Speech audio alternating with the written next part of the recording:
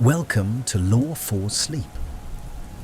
Tonight, we journey to the frozen province of Skyrim, to the land of the Nords, where dragons have returned to the world, and civil war tears the province apart. For the next few hours, settle into comfort as we explore the complete lore of the Elder Scrolls V.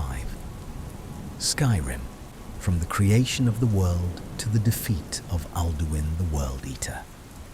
Close your eyes. Let the outside world fade away. Picture snow-capped mountains, ancient Nordic ruins, the aurora dancing across the night sky.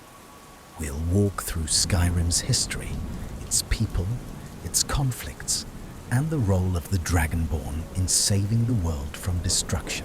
This is not just a retelling of the main quest.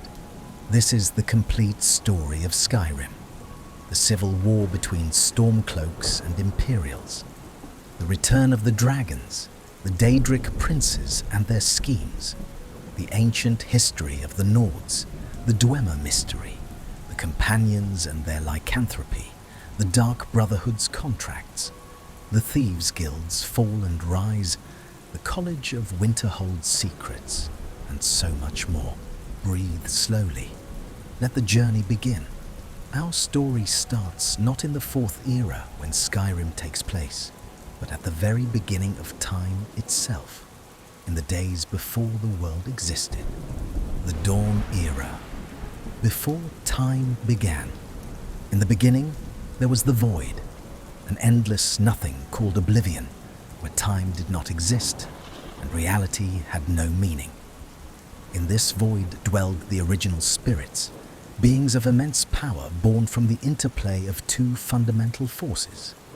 Anu, representing stasis and order, and Padome, representing change and chaos.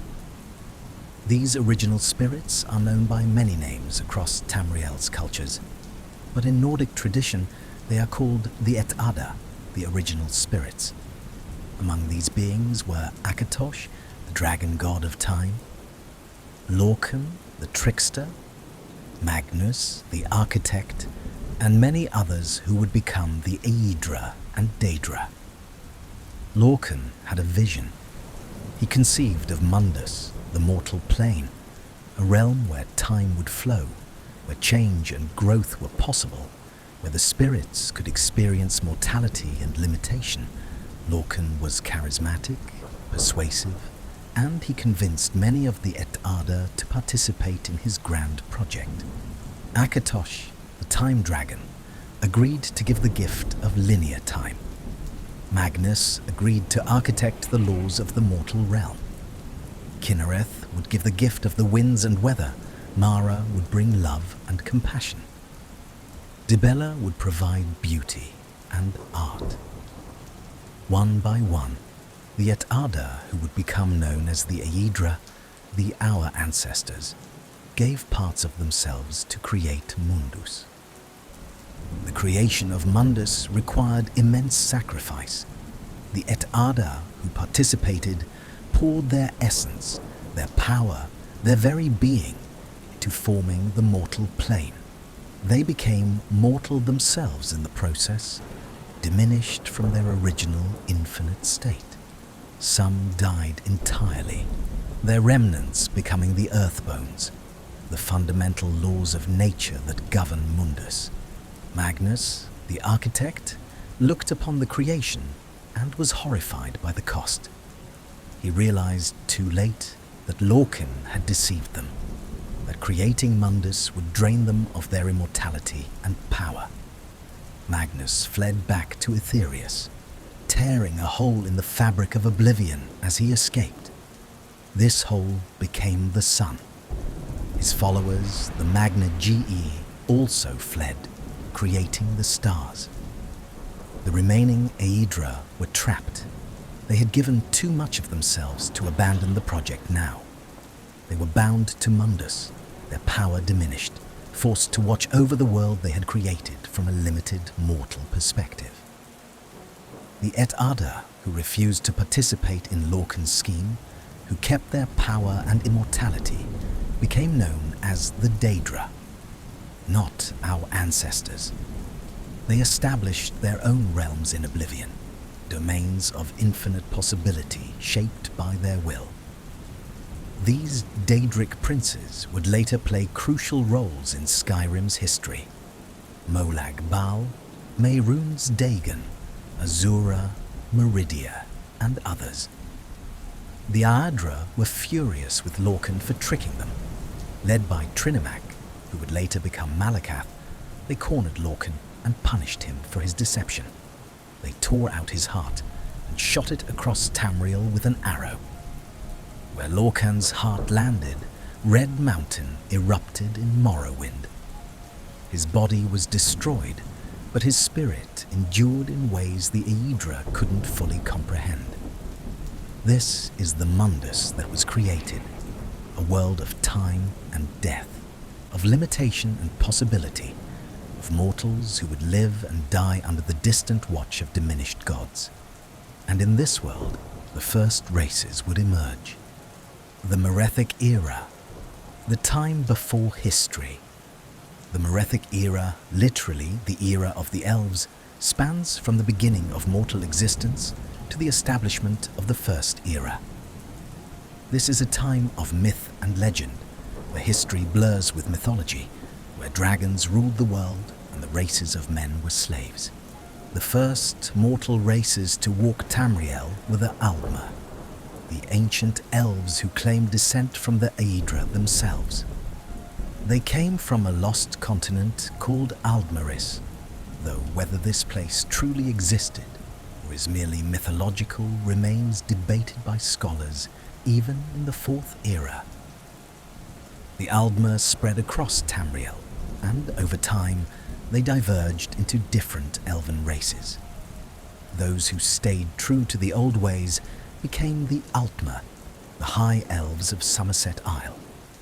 Those who worshipped the Daedra became the Chimer, later transformed into the Dunmer, Dark Elves of Morrowind. Those who delved deep underground became the Dwemer, the Deep Elves, masters of technology and reason. Those who lived in the forests became the Bosmer, the Wood Elves of Valenwood. And those who mixed with humanity became the Bretons of High Rock. But before humans were truly civilized, before the Nords had kingdoms, there was an age of dragons. Akatosh, the dragon god of time, created the dragons as his children. Immortal, powerful, speaking in the ancient language of magic itself, the Thu'um, or dragon language. The dragons were not mere beasts. They were intelligent, cunning, and nearly immortal. When a dragon died, its soul would eventually return and reform its body unless another dragon consumed that soul. They were eternal creatures in a mortal world. The greatest and most terrible of all dragons was Alduin, the World Eater, the firstborn of Akatosh. Alduin was destined to eventually devour the world and end the current Kalpa, cycle of time, allowing a new Kalpa to begin. But Alduin became corrupted by his power. Instead of waiting for his destined role, he declared himself the ruler of Mundus and enslaved humanity. In the Merethic Era, dragons ruled over mankind with absolute tyranny. The ancient Nords, humans who had migrated to Skyrim from the continent of Atmora, were little more than slaves to the dragon cult. The dragons and their mortal priests, the dragon priests, controlled every aspect of Nordic life. The dragon priests were humans granted power and immortality by the dragons. They wore golden masks enchanted with tremendous magic and ruled over ancient cities as intermediaries between dragons and humans. Names like Moroke, Crosis, Ragot, Volsung, and others became synonymous with oppression and dark magic. But humanity, as always, yearned for freedom. A legendary Nord warrior named Isgramor arrived from Atmora, with his 500 companions, fleeing some unnamed catastrophe in their homeland. Ysgramor and his followers settled in Skyrim, establishing the first permanent human civilization in the province at a place called Sarthol. The elves who lived in Skyrim at the time, the Falmer, snow elves, viewed the human settlement with suspicion and fear. In an event known as the Night of Tears, the Falmer attacked Sarthol, slaughtering most of the human population and destroying the settlement. Only Ysgramor and his two sons, Ilgar and Ingol, escaped back to Atmora. Why did the Falmer attack? Various theories exist. Some say they feared human expansion.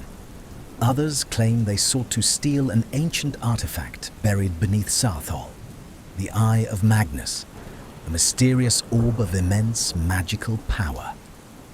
Whatever the reason, this massacre changed the course of Skyrim's history. Ysgramor returned to Atmora and gathered his 500 companions, legendary warriors each one, and sailed back to Skyrim for revenge. The return was devastating. Ysgramor's forces drove the Falmer from Skyrim, claiming the land for humanity. The surviving snow elves fled underground, eventually seeking refuge with the Dwemer, a decision that would lead to their tragic transformation into the twisted, blind creatures known as the Betrayed, or the Falmer of the Fourth Era. With the elves driven out, humans turned their attention to the dragons. For centuries, humanity served the dragon cult, but resentment grew. The burden of servitude, the cruelty of the dragon priests, the arrogance of the dragons themselves, all of it built toward inevitable rebellion. Then, a breakthrough changed everything. 3 humans learned a secret from Paarthurnax, a dragon who had betrayed his own kind. Paarthurnax taught these humans to use the Thu'um, the voice, for the same power the dragons wielded by shouting in the dragon language. Humans could perform incredible feats, breathing fire, slowing time, becoming ethereal, and most importantly, killing dragons. These 3 humans became known as the First Tongues. They taught others, and soon a rebellion formed. The Dragon War began, humans using the dragon's own power against them. The war was long and devastating, but humanity's numbers and determination eventually won out against the immortal but fewer dragons. The ancient Nords, led by the Tongues and other heroes, defeated the dragon cult and drove most dragons from Skyrim. The dragon priests were entombed in ancient Nordic ruins, their masks sealed away. The dragons scattered, fleeing to remote corners of the world, hunted nearly to extinction. But Alduin, the World Eater, remained. He was too powerful for even the greatest tongues to kill. So they devised an alternative solution involving an Elder Scroll. Elder Scrolls are artifacts of immense power, prophecies made manifest, capable of seeing through time and even manipulating it. 3 heroes, Gormleth Golden Hilt, Feldir the Old, and Hakon One-Eye, confronted Alduin at the throat of the world, the highest peak in Skyrim, sacred to the dragons. There, using an Elder Scroll, they performed a shout called Dragonrend, specifically designed to force immortal beings to understand mortality. Combined with the Elder Scroll's power, they cast Alduin forward through time, banishing him to the distant future. Alduin vanished, and with him, the immediate dragon threat ended. The Merethic Era drew to a close. Humanity established kingdoms, built cities, created civilization. The dragons faded into legend and myth. For thousands of years, Skyrim knew relative peace from the dragon menace. The Merethic Era ended, And the First Era began with the crowning of King Eplir, marking the start of recorded Nordic history. But the stage was set for the events that would unfold millennia later in the Fourth Era, when the last Dragonborn would face the return of Alduin the World Eater. The First Era, the rise of Nordic power. The First Era marks the beginning of recorded history in Tamriel and spans nearly 3,000 years. For Skyrim, this era was defined by the rise and peak of Nordic power, the reign of legendary kings, conflicts with elves, and the gradual integration into a larger imperial structure. In the early First Era, Skyrim was divided into multiple kingdoms, each ruled by powerful jarls and kings. The capital city of Windhelm was founded by Ysgramor himself, and his descendants ruled as the High Kings of Skyrim from the Palace of the Kings. The ancient Nordic civilization reached its zenith during this period, with Skyrim's influence extending far beyond its borders. The Nords of the First Era were master shipbuilders and fierce warriors. They launched invasions of other provinces, conquering parts of High Rock, Morrowind, and even briefly holding territory in Hammerfell. The Nordic Empire, at its height, controlled more than half of Tamriel, making the Nords one of the most powerful races on the continent. During this era, the Companions were formed. Unlike the Warrior Guild they would become in later eras, the original Companions were an elite brotherhood of warriors founded by Ysgramor himself. His 500 companions who drove the elves from Skyrim established this tradition. They settled in Whiterun, building a mead hall called Jorvaska from the hull of a single ship they had sailed from Atmora. The Companions established traditions that would last thousands of years, fighting with honor, accepting any willing warrior regardless of race or background, refusing political entanglements. But they also carried a dark secret that would only be revealed in the Fourth Era. Many of the original Companions were afflicted with lycanthropy, the curse of the werewolf. This curse came from the Daedric Prince Hircine, the huntsman, lord of the hunt and the beast. During a time of great need, the Companions' leader, Terfig, made a pact with the Glenmoral witches, who served Hircine. In exchange for power to defeat their enemies, the Companions accepted the beast blood. They became werewolves, capable of transforming into powerful half-beast forms. The werewolf curse brought strength, but also consequences. The beast blood granted incredible combat prowess, regeneration, and fearsome power, but it also meant that upon death, their souls would belong to Hircine, doomed to hunt eternally in his realm of the hunting grounds, rather than finding rest in Sovngarde, the Nordic afterlife. This internal conflict, power versus damnation, would haunt the Companions for millennia. Some embraced the beast blood willingly. Others regretted the pact, but couldn't find a way to break it. The curse passed from generation to generation, a closely guarded secret known only to the Circle, the inner leadership of the Companions. The First Era also saw the disappearance of the Dwemer, one of Tamriel's greatest mysteries. The Dwemer, or Deep Elves, were master craftsmen and engineers who rejected the gods and relied instead on logic, reason, and technology.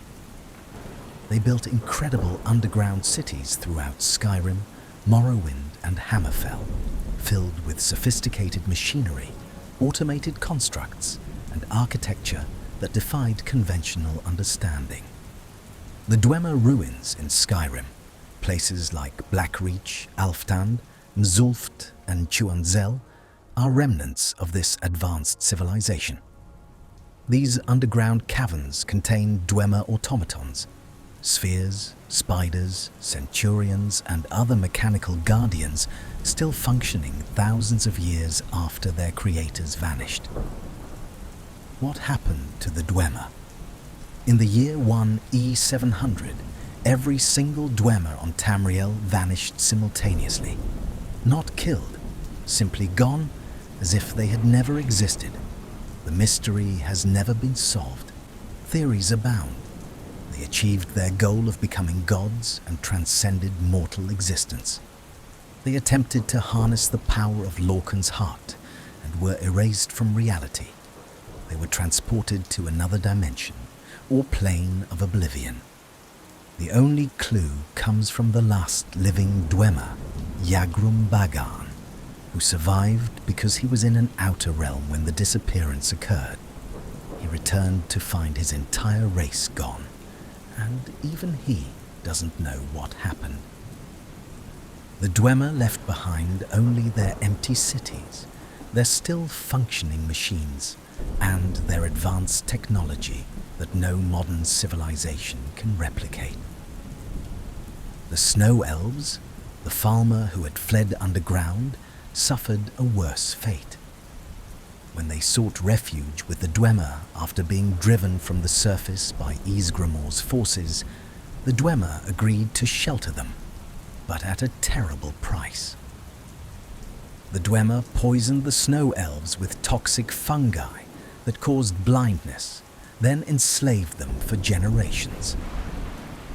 Over centuries of living in darkness, being enslaved and breeding in isolation, the once proud Snow Elves devolved into the twisted, feral farmer that infest Dwemer ruins in the Fourth Era. They lost their sight permanently, developed pale, translucent skin, became hunched and savage.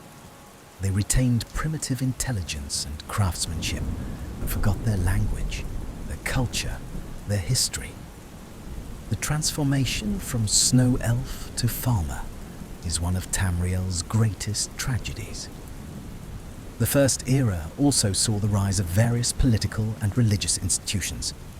The Nordic pantheon crystallized during this time. Shor, Lorcan, Kain, Kinnereth, Stun, Stendar, Tsun, Junal, Julianos, and others became the official gods of Skyrim. The priests of the old Nordic religion wielded significant political power. But Nordic dominance couldn't last forever. Internal conflicts, the cost of maintaining far-flung conquests, and pressure from other races gradually eroded Nordic power. By the later First Era, Skyrim had lost most of its external territories and fractured internally. The High King's authority weakened as Jarls became more independent. The First Era ended with the assassination of Emperor Rayman III and the dissolution of the Second Empire, plunging Tamriel into chaos and setting the stage for the conflicts of the Second Era. The Second Era, the Interregnum, and Tiber Septim. The Second Era was a time of chaos, warfare, and dramatic change across Tamriel. For Skyrim, this era was defined by political instability, the Planemeld crisis, and ultimately the conquest by Tiber Septim that would forever change the province's relationship with the rest of the continent. The early Second Era saw Skyrim fragment further. The position of High King became increasingly ceremonial as individual Jarls wielded more practical power. The Moot, an assembly of Skyrim's Jarls who traditionally elected the High King, became a political battlefield where alliances shifted and conflicts simmered. During the mid-Second Era, a crisis called the Planemeld threatened all of Tamriel. Molag Bal, the Daedric Prince of domination and enslavement, attempted to merge his realm of Coldharbour with Mundus' dark anchors fell from the sky across Skyrim and other provinces, pulling chunks of reality into oblivion. This event is chronicled in the events of the Elder Scrolls Online. Heroes from across Tamriel including many Nords, fought against Molak Baal's invasion. The plan meld was eventually stopped, but not before causing tremendous destruction and loss of life. The crisis demonstrated that Tamriel's fractured political situation made the continent vulnerable to external threats. The latter part of the Second Era brought the most significant change to Skyrim in millennia: the rise of Tiber Septim and the founding of the Third Empire. Tiber Septim, born Hjalti Earlybeard in the Atmaran colony of Alcair, was a Nord, or possibly Breton, his exact heritage is debated, who rose from humble origins to conquer all of Tamriel. He started as a simple soldier, but his tactical genius, charisma, and mastery of the Thu'um propelled him to leadership. The key to Tiber Septim's power was the Thu'um. He had learned to use the voice, the ancient Nordic power, and used it to devastating effect in battle stories. Tell of Tiber Septim shouting down castle walls, defeating entire armies with his voice, and using the power of dragons without being Dragonborn himself. But Tiber Septim's greatest weapon wasn't his voice. It was a Dwemer artifact called Numidium, the brass god. This gigantic mechanical construct, built by the Dwemer in the First Era, was a weapon of unimaginable power.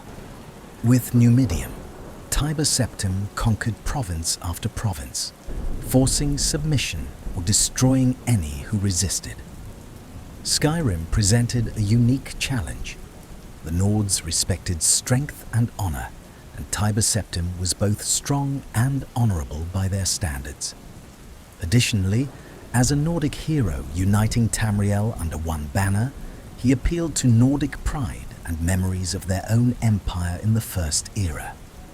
However, not all Nords supported joining Tiber Septim's empire. Some Jarls resisted, wanting to maintain Skyrim's independence.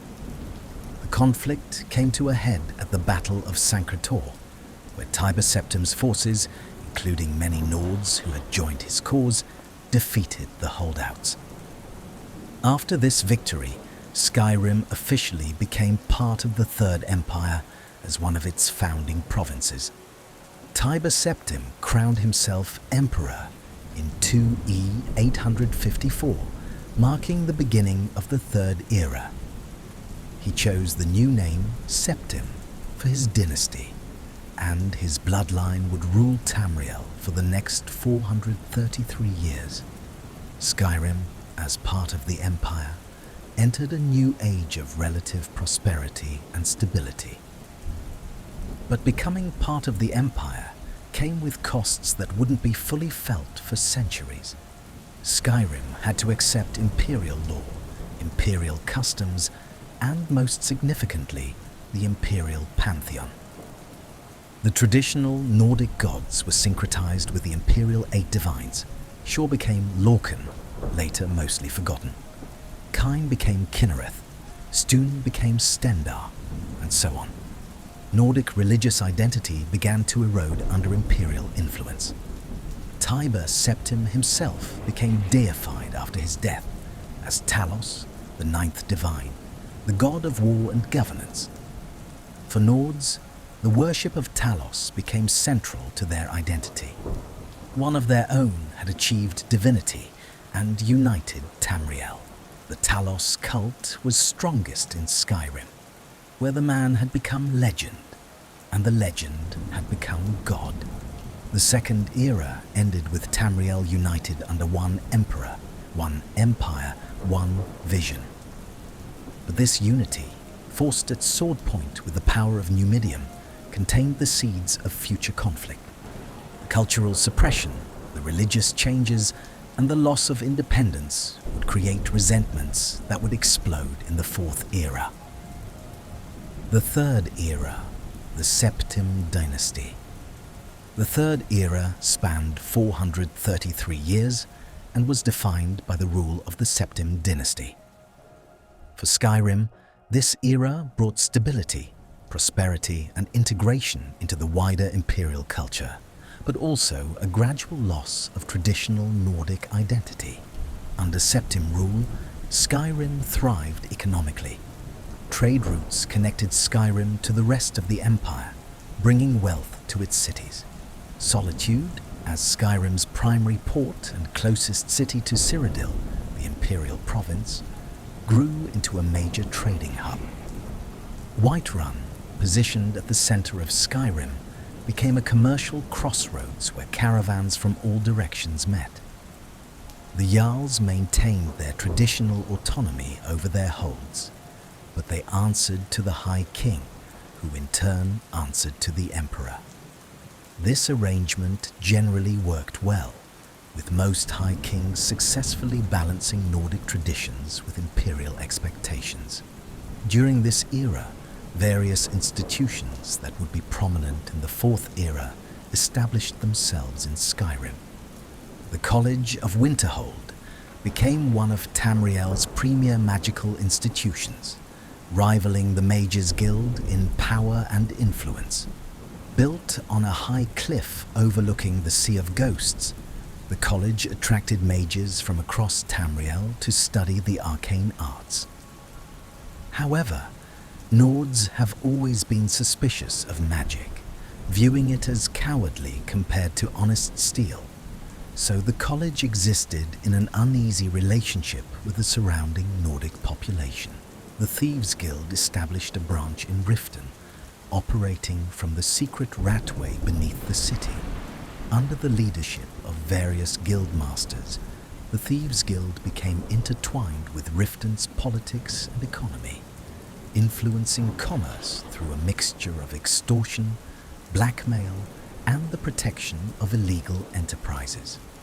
They enjoyed the blessing of Nocturnal, the Daedric Prince of Night and Luck, which brought them prosperity, until that blessing was eventually lost.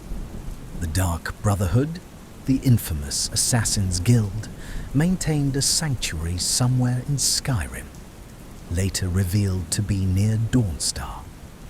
The Brotherhood worshipped Sithis, the Void, and followed the commands of the Night Mother, performing ritual murders for payment.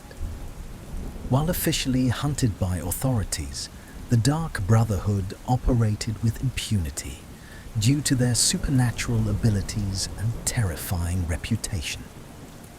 The Third Era also saw several major crises that affected Skyrim. The Oblivion Crisis of 3E 433 was the most devastating. When Emperor Uriel Septim VII and all his legitimate heirs were assassinated, the magical barriers between Mundus and Oblivion weakened. The Daedric Prince, Mehrunes Dagon, invaded Tamriel with an army of Daedra, opening Oblivion gates across every province. Skyrim suffered numerous Oblivion gate openings. Daedra poured into Nordic lands, destroying farms, burning villages, and slaughtering civilians. The Jarls mustered their forces, and warriors from the Companions and other groups fought desperately to close the gates and push back the invasion. The crisis ended when Martin Septim, the last heir of Tiber Septim, sacrificed himself to banish Mehrunes Dagon and seal the barriers permanently. But the cost was immense. Not just the lives lost during the invasion, but the end of the Septim dynasty itself. With Martin's death and no heirs remaining, the Third Era ended, and the Fourth Era began with no clear imperial authority. The ending of the Third Era and beginning of the Fourth saw Skyrim's relationship with the Empire begin to deteriorate. Without a Septim on the throne, many Nords questioned why they should follow imperial rule. The crisis had also demonstrated that the Empire couldn't always protect its provinces. Skyrim had defended itself largely through its own warriors and Jarls. Part 3: The Fourth Era and the Great War. The Dawn of a New Age. As the Fourth Era began, Tamriel stood transformed. The Septim dynasty had fallen, its bloodline extinguished with Martin Septim's sacrifice. The dragon fires would never burn again, for the barriers between Mundus and Oblivion had been permanently sealed through different means. The Empire, though victorious against Mehrunes Dagon, found itself without an emperor, and without the divine mandate that had legitimized Septim rule for centuries. In the absence of a Dragonborn emperor, the Elder Council assumed control of the Empire. They selected Titus Made, a Colovian warlord who had demonstrated military prowess and political cunning, to wear the ruby throne. Though he lacked the dragon blood of the Septims, Mede brought stability during uncertain times. His coronation in 4E17 marked the beginning of the Mede dynasty, though many questioned whether any non-Dragonborn could truly claim legitimate rule over the Empire. For Skyrim, these early years of the Fourth Era brought relative peace. The province had weathered the Oblivion crisis better than many regions, thanks to the vigilance of its warrior culture and the efforts of local heroes who closed the Oblivion gates that had threatened their holds. Yet change was stirring, even in this ancient land of the Nords. The rise of the Aldmeri Dominion. Far to the south, in the ancient homeland of the Altmer, a political revolution was unfolding that would reshape Tamriel's destiny. In the Somerset Isles, a faction known as the Thalmor rose to power, claiming credit for ending the Oblivion crisis and restoring the moons after a mysterious 2-year disappearance. The Thalmor were extremists who believed in the superiority of elven civilization and harbored a deep resentment toward the Empire and humanity. In 4E29, the Thalmor orchestrated a coup in Somerset, overthrowing the existing government and establishing themselves as the absolute authority over the Altmer people. They renamed their nation Alinor and began implementing radical policies that purged dissenting voices and enforced strict adherence to their ideology. The Thalmor viewed themselves not merely as political leaders, but as the rightful rulers of Tamriel, destined to restore elven dominance over the lesser races. The Thalmor's ambitions extended beyond Somerset. In 4E98, they reformed the Aldmeri Dominion, convincing the Bosmer of Valenwood to join their alliance through a combination of diplomacy and coercion. The Khajiit of Elsewhere followed in 4E115, after the Thalmor claimed to have restored the moons following their mysterious disappearance during the Void Nights. Whether the Thalmor truly possessed such power or merely took credit for a natural restoration remained a matter of debate. But the Khajiit's gratitude secured their loyalty to the Dominion. With 3 provinces united under their banner, the Aldmeri Dominion became a military and political force rivaling the Empire itself. The Thalmor began making demands of the Empire, insisting on territorial concessions and the suppression of Talos worship, which they declared heretical. They argued that Talos, being a mortal who achieved divinity, represented a perversion of the natural order and an insult to the 8 divines. The Great War. Tensions between the Empire and the Aldmeri Dominion escalated throughout the early decades of the Fourth Era. The Thalmor's demands grew increasingly aggressive, while the Empire, weakened by internal strife and the loss of several provinces, struggled to maintain its authority. The Blades, ancient protectors of the Empire and dragon slayers of legend, found themselves targeted by Thalmor agents who hunted them relentlessly. In 4E171, the tenuous peace shattered. Thalmor ambassadors delivered an ultimatum to the imperial city, demanding vast territorial concessions, including portions of Hammerfell, a massive tribute of gold, and the complete disbandment of the Blades. Most controversially, they insisted that the worship of Talos be outlawed throughout the Empire. Emperor Titus Mede II, recognizing these demands as tantamount to surrender, rejected the ultimatum. The Great War began immediately. Aldmeri armies invaded simultaneously from multiple directions, catching the Empire off guard with their coordination and strength. The Dominion's forces swept through Hammerfell and Cyrodiil with devastating effectiveness, employing superior tactics and magic that overwhelmed Imperial defenses.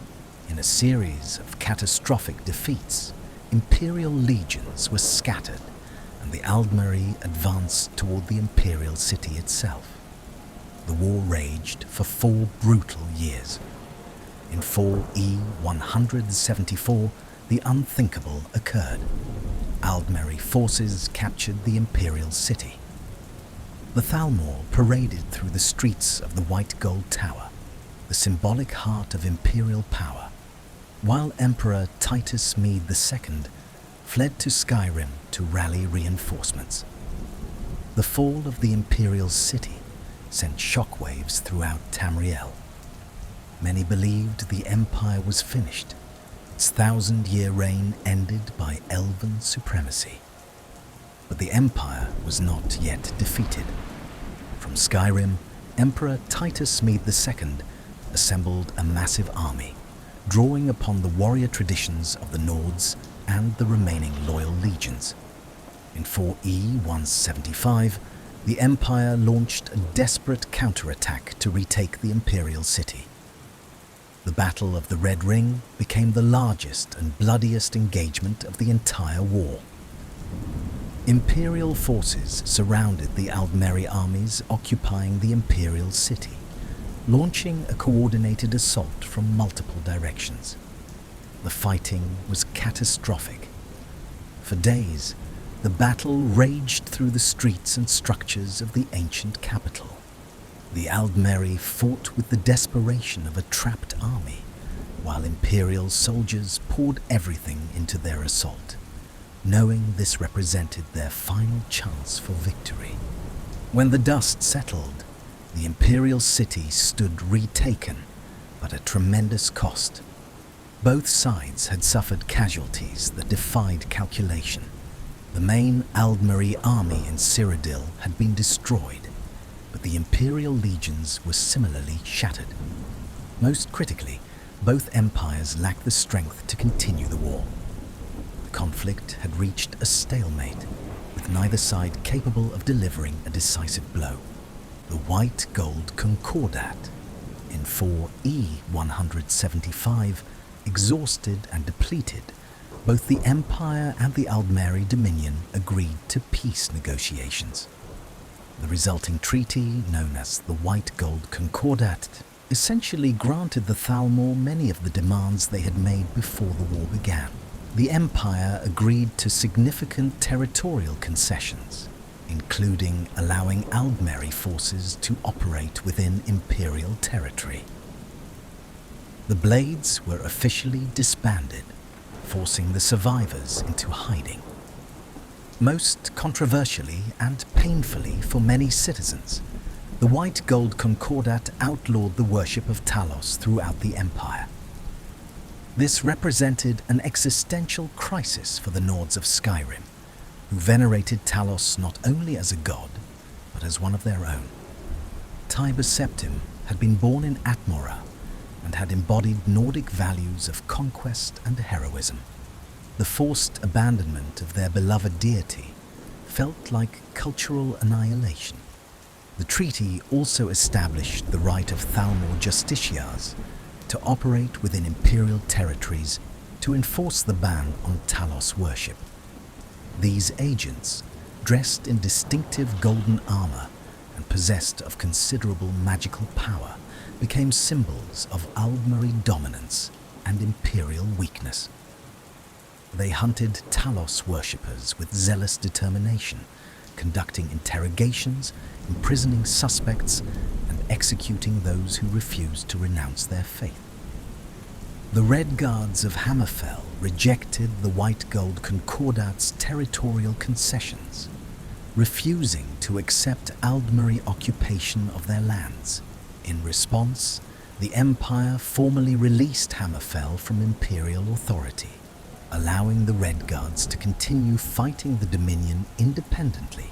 Through fierce resistance, the Red Guards eventually succeeded in driving Aldmeri forces from their homeland, signing their own peace treaty in 4E 180.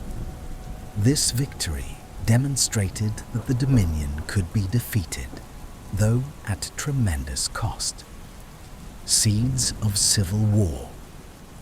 In Skyrim, resentment toward the White Gold Concordat festered like an infected wound. Many Nords viewed the treaty as a betrayal, believing the Empire had surrendered their heritage and dignity to appease elven overlords. The presence of Thalmor justiciars, arresting and executing Talos worshippers on Nordic soil, was seen as a profound insult and violation of sovereignty. The High King of Skyrim, Istlod, maintained Skyrim's loyalty to the Empire during these troubled times, arguing that the province needed imperial support against external threats, and that open rebellion would only weaken humanity against the Aldmeri Dominion. When Istlod died in 4E 183, his son Torig inherited the throne. Young and idealistic, Torig struggled with the same tensions his father had managed, torn between loyalty to the Empire and his duty to preserve Nordic traditions. Among the Jarls and their thanes, opinions diverged sharply. Some, like Jarl Elisif of Solitude and Jarl Balgruf of Whiterun, believed that Skyrim's best hope lay in maintaining the Empire and working to reform it from within. Others, including Jarl Ulfric Stormcloak of Windhelm and Jarl Skald of Dawnstar, argued that the Empire had become a tool of Thalmor oppression and that Skyrim must reclaim its independence. Ulfric Stormcloak became the most prominent voice for Nordic independence. A veteran of the Great War who had fought at the Imperial City, Ulfric had witnessed firsthand the cost of the conflict and the Empire's willingness to compromise Nordic values. He had studied with the Greybeards in his youth, learning the way of the voice before leaving High Hrothgar to fight in the war. His mastery of the Thu'um, the ancient dragon shouts, gave him significant authority in Nordic culture, as the voice was seen as a gift of kine and a mark of true Nordic heritage. The situation reached a breaking point in 4E 201. During a moot held in Solitude, where Jarls had gathered to discuss Skyrim's future and the succession of High King Torig, Ulfric Stormcloak challenged the young king to single combat. According to ancient Nordic tradition, such a challenge could not be refused without dishonor. Though Torig respected Ulfric and had privately sympathized with some of his concerns about the Empire, he accepted the challenge to defend his honor and authority. The duel was brief and brutal. Ulfric employed the Thu'um, using his mastery of the voice to shout Torig to the ground before finishing him with his blade. While technically a legal victory under ancient tradition, many viewed Ulfric's use of the Thu'um as unfair, arguing that he had brought overwhelming supernatural force against an opponent who never stood a chance. The Greybeards, who taught that the voice should only be used for worship of the gods, saw Ulfric's actions as a perversion of their teachings. High Queen Elisif, Torig's widow and the Jarls loyal to the Empire, declared Ulfric a murderer and traitor. Ulfric responded by declaring Skyrim's independence from the Empire and calling for all true Nords to join his rebellion. The Jarls divided along factional lines, with roughly half supporting the Empire and half rallying to Ulfric's Stormcloak banner. The Skyrim Civil War had begun. The State of Skyrim. By 4E201, Skyrim stood divided against itself. The province's 9 holds had fractured into 2 opposing camps, each claiming legitimate authority and accusing the other of betraying Nordic interests. The Imperial Legion, commanded by General Tullius operating from Solitude, maintained control over Halfingal, Hjalmarch, the Reach, and Falkreath holds. These western and central territories provided the Empire with access to Skyrim's coast and major trade routes, including the vital connection to Cyrodiil through the Pale Pass. General Tullius, a veteran Imperial commander, approached the conflict with military pragmatism, viewing the Stormcloak rebellion as a dangerous distraction that weakened humanity's defense against the Aldmeri Dominion. The Stormcloaks, led by Ulfric from his seat in Windhelm, controlled the eastern holds of Eastmarch, Winterhold, the Rift, and the Pale. These territories encompassed some of Skyrim's most ancient and culturally significant sites, including Windhelm, the oldest human-built city on Tamriel, and the ruins of Sarthol, where Nord civilization in Skyrim began. Ulfric presented himself as the defender of Nordic traditions, arguing that true Nords could not remain loyal to an empire that had betrayed their gods and allowed foreign elves to dictate their faith. Whiterun Hold, situated in the center of Skyrim and commanded by Jarl Balgruf the Greater, attempted to maintain neutrality. Balgruf understood the arguments on both sides and feared that choosing either faction would tear his hold apart. His neutrality made Whiterun a critical strategic objective for both sides, as controlling the central hold would provide a significant advantage. The war devastated Skyrim's economy and social fabric. Trade routes became dangerous as bandits exploited the chaos.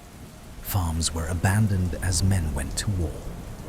The holds fortified their borders against their neighbors, disrupting the commerce and communication that had previously united the province. Ancient friendships and family bonds shattered along factional lines. Perhaps most troubling, the conflict weakened Skyrim's defenses against external threats at a time when the province faced dangers beyond the Civil War dragons, absent from Tamriel for thousands of years, would soon return. Vampires grew increasingly bold in their predations. The Thalmor, despite claiming neutrality, clearly benefited from seeing the Empire and Skyrim tearing each other apart, weakening humanity's ability to resist Aldmeri dominance. Into this fractured land, with its people divided and its future uncertain, would come a prisoner, bound and travelling to their execution in Helgen. A prisoner who would prove to be far more than they appeared. The last Dragonborn was about to enter history. Part 4. The Return of the Dragons. The Awakening at Helgen. The prisoner had no idea why they had been captured. Perhaps they had been caught crossing the border at an inopportune moment. Perhaps they had been mistaken for a Stormcloak rebel. The Imperial soldiers who bound their hands and loaded them into the cart alongside actual Stormcloak prisoners offered no explanation. They simply drove the cart toward Helgen, a small fortified town in Falkreath Hold, where an Imperial headsman waited to carry out executions. Among the prisoners were several Stormcloak soldiers, including Ralof of Riverwood, and most significantly, Ulfric Stormcloak himself. Imperial scouts had caught the rebel leader attempting to cross into the Reach, providing General Tullius with an opportunity to end the rebellion by executing its charismatic founder. Captain Elenwen of the Thalmor had also arrived, though her presence and purpose remained unclear. The Thalmor claimed neutrality in the Civil War, yet their interest in Ulfric's capture suggested otherwise. As the cart rolled through Helgen's gates, the prisoner observed the preparations for their execution. Imperial soldiers lined the walls. Citizens gathered to witness the spectacle. A headsman tested his axe on a chopping block. General Tullius himself had come to ensure Ulfric's Stormcloaks' execution proceeded without incident. The Empire intended to send a clear message. Rebellion would be met with swift and final justice. The executions began. As the Imperial captain read names from her list, and prisoners were led one by one to the block, an unsettling sound echoed from the mountains, a deep, reverberating roar, unlike anything the soldiers had heard before. The ground trembled slightly. General Tullius ordered the executions to continue, dismissing the disturbance as a storm or mountain thunder. Then the dragon arrived. A massive creature, black as midnight with wings that seemed to swallow the sky, descended upon Helgen with devastating force. The dragon, later identified as Alduin, the World Eater himself, unleashed gouts of flame that incinerated soldiers and citizens alike. Buildings exploded into infernos. The carefully organized execution site dissolved into chaos as soldiers, rebels, and prisoners alike fled for their lives. In the confusion, Ralof the Stormcloak called to the prisoner, offering them a chance to escape. They fought through the burning town, dodging dragonfire and collapsing structures, until they reached the keep inside. They encountered both Imperial soldiers and Stormcloak rebels, all momentarily united by the need to survive.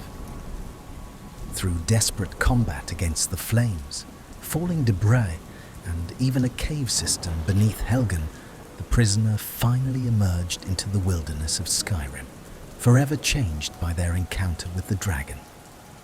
The dragon eventually flew away from Helgen, leaving destruction in its wake. The town would never recover. More critically, Alduin's attack raised questions that terrified those who witnessed it. Dragons had been extinct for thousands of years. How had one returned? And if one dragon lived, could there be others? Journey to Whiterun. The prisoner, now free but stranded in unfamiliar territory during a civil war, needed to reach civilization. Following the advice of their companion from Helgen, whether Ralof or an Imperial soldier named Hadvar, they travelled to the village of Riverwood, nestled in the forests south of Whiterun. There, the prisoner learned more about Skyrim's current state from the villagers. The civil war had everyone on edge. The local trader, Lucan Valerius, complained about bandits who had stolen a golden dragon claw from his shop, a treasured family heirloom. The blacksmith, Alvor, worried about his family's safety if the fighting spread to their peaceful village. Most significantly, no one believed the prisoner's story about a dragon attacking Helgen dragons were myths, legends, fairy tales told to children. The village's leadership recognized that if the prisoner spoke truthfully, Jarl Balgruf of Whiterun needed to know immediately. They sent the prisoner north to the great city of Whiterun, built around the ancient structure known as Dragon's Reach, a fortress allegedly designed in the Merethic Era to trap dragons, though none had been seen in its halls for millennia. Whiterun stood as a testament to Nordic architectural achievement. Its wooden walls and structures blended Norse aesthetic with practical defensive design. At the city's peak sat Dragon's Reach, the Jarl's palace, featuring a great hall with a Nordic mead hall style and, most remarkably, a massive trap built into the floor. A mechanism designed to capture a dragon by luring it into the hall and binding it with a massive wooden and metal contraption. The prisoner gained an audience with Jarl Balgruf the Greater, a pragmatic ruler struggling to keep his hold neutral in the civil war. When the prisoner reported the dragon attack at Helgen, Balgruf's skepticism gave way to concern. If dragons truly had returned, the civil war became secondary to a threat that could destroy all of Skyrim, regardless of political allegiance. Balgruf's court wizard, Farengar Secret Fire, had been researching dragons for purely academic reasons, collecting ancient texts and artifacts. When news of an actual dragon reached him, Farengar's scholarly interest intensified. He asked the prisoner to retrieve a stone tablet called the Dragonstone from Bleak Falls Barrow, an ancient Nordic ruin near Riverwood. This artifact, supposedly containing a map of dragon burial sites across Skyrim, could provide critical information about potential dragon locations.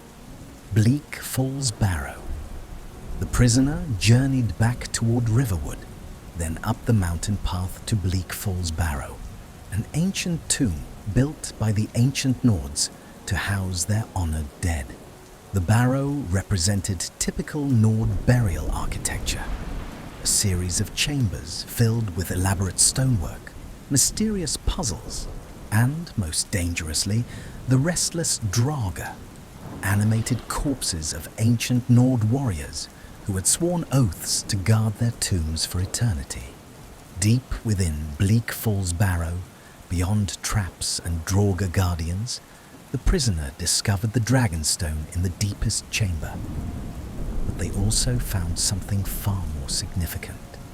A word wall, an ancient stone carved with draconic script that seemed to pulse with power. As the prisoner approached the wall, mysterious knowledge flooded into their mind.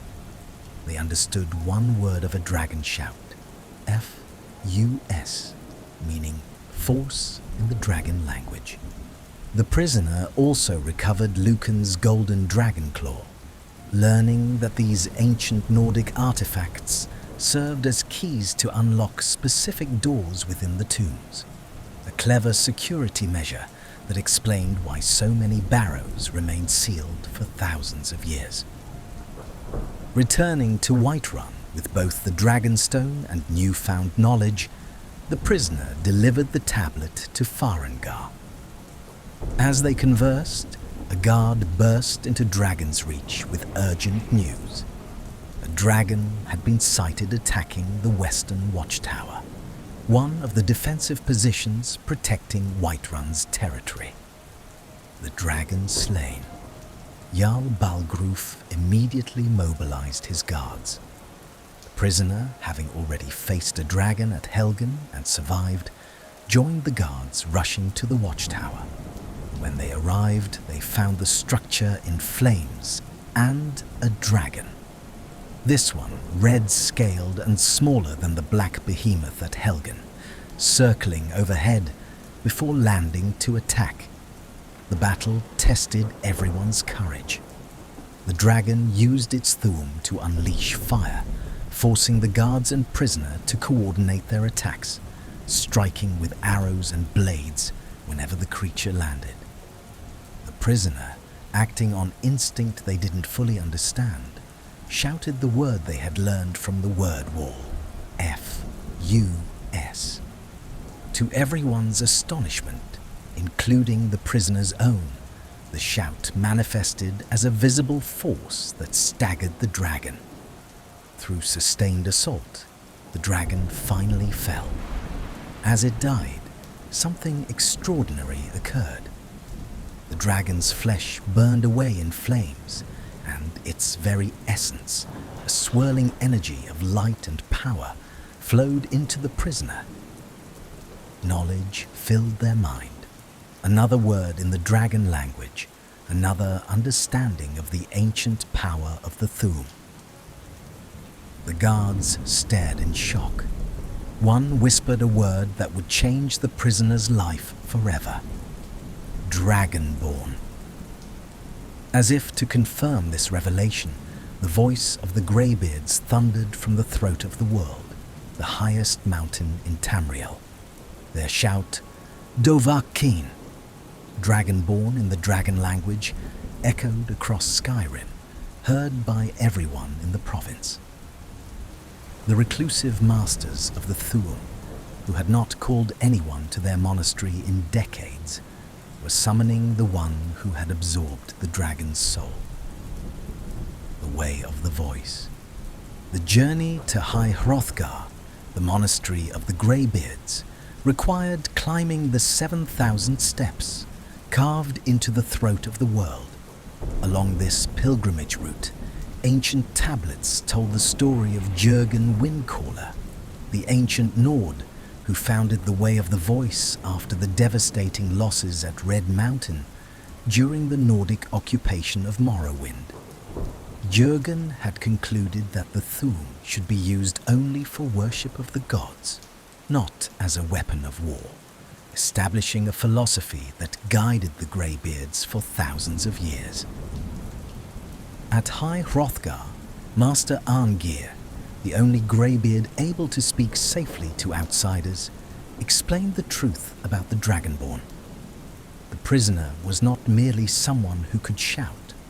They possessed a gift from Akatosh himself, where the Greybeards spent decades mastering single words through meditation and practice. The Dragonborn could absorb knowledge instantly by slaying dragons and consuming their souls.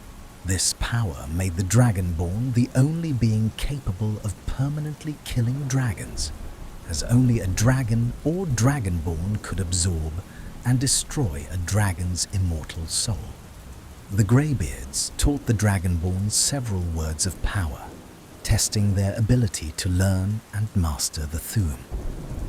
They explained the metaphysics of dragon shouts. Each shout consisted of 3 words spoken in sequence, with each additional word amplifying the power. The Greybeards could teach the words, but the Dragonborn would need to find and slay dragons to gain the necessary understanding to unlock and use those words effectively. The training culminated in a final trial. The Dragonborn had to retrieve the horn of Jurgen Windcaller from an ancient tomb, proving their worthiness to the Greybeards and demonstrating respect for the traditions of the Way of the Voice. However, when the Dragonborn reached the chamber where the horn should have rested, they found instead a mysterious note written by someone calling themselves a friend, instructing them to come to the Sleeping Giant Inn in Riverwood. The Blades return. At the inn, the Dragonborn met Delphine, a seemingly ordinary woman who worked as the inn's proprietor. In truth, Delphine was one of the last remaining members of the Blades, the ancient order of dragon slayers and protectors of the Dragonborn emperors. She had taken the horn of Jurgen Windcaller to ensure the Dragonborn would seek her out. Delphine revealed that she had been investigating the dragon attacks. She believed the dragons were returning from locations where they had been buried in ancient times, specifically from dragon burial mounds marked on the Dragonstone. To prove her theory, she had identified a mound near the town of Kynesgrove, where she believed a dragon would be resurrected. She convinced the Dragonborn to accompany her to witness this resurrection firsthand. At Kynesgrove, Delphine's theory proved devastatingly accurate. The massive black dragon from Helgen, Alduin himself, arrived at the burial mound speaking in the dragon language. Alduin performed a ritual that called the entombed dragon back to life. A skeletal dragon emerged from the ground, flesh and scales reforming on its bones until it stood fully resurrected. Alduin spoke to this dragon, which the Dragonborn would later learn was named Sahloknir, instructing it to serve his purpose of returning dragons to dominance over Tamriel. Alduin then spotted the Dragonborn and Delphine. In a brief but significant exchange in the dragon language, Alduin addressed the Dragonborn as Dovahkiin before departing, leaving Sahloknir to deal with these mortals. The resurrected dragon proved formidable, but ultimately fell to the Dragonborn's power. Absorbing Sahloknir's soul confirmed what Delphine had suspected. Dragons were being systematically resurrected, and only the Dragonborn could stop them permanently. The Thalmor Embassy. Delphine's investigations had revealed an unsettling possibility. The Thalmor might be involved in the dragon crisis. She had intercepted intelligence suggesting the Aldmeri Dominion possessed information about the dragon's return. To learn the truth, she devised a dangerous plan to infiltrate the Thalmor Embassy north of Solitude during a diplomatic party. Using a contact named Malborn, a wood elf who worked at the embassy and held a grudge against the Thalmor, Delphine arranged for the Dragonborn to receive an invitation to the party. The Dragonborn would attend as a guest, smuggle in their equipment through Malborn, and then search the embassy's restricted areas for information about dragon investigations. The infiltration proved challenging. The Thalmor Embassy, guarded by justiciars and mages, represented hostile territory where discovery meant certain death. The Dragonborn navigated through the party, slipped away from the guests, and searched through the private offices and interrogation chambers of the embassy. What they discovered was both revealing and ambiguous. The Thalmor had indeed been investigating the dragon crisis, but the documents suggested they were as surprised by the dragon's return as anyone else. However, the files also contained troubling information about an individual named Esbern, described as a Blades archivist who possessed extensive knowledge about dragons and the prophecy of the Dragonborn. Most significantly, the documents revealed that the Thalmor had deliberately prolonged the Skyrim civil war, providing secret support to both sides when necessary to ensure the conflict continued. A united Skyrim, or a conclusive Imperial victory, would strengthen the Empire, while a complete Stormcloak victory would create a stable, independent nation. Either outcome would be disadvantageous to the Aldmeri Dominion. By keeping Skyrim divided and bleeding, the Thalmor ensured that humanity remained weak and unable to effectively resist Aldmeri expansion. The Dragonborn's infiltration was eventually discovered, leading to a fighting retreat through the embassy and escape into the surrounding wilderness. Though the mission had turned violent, it had succeeded in identifying the next lead, finding Esbern. The search for Esbern. Delphine revealed that Esbern, her former mentor in the Blades, had been in hiding somewhere in Riften for years, evading Thalmor assassins. If anyone understood the dragon crisis and the ancient prophecies, it would be him. The Dragonborn traveled to Riften, Skyrim's city of crime and corruption, located in the southeastern corner of the province.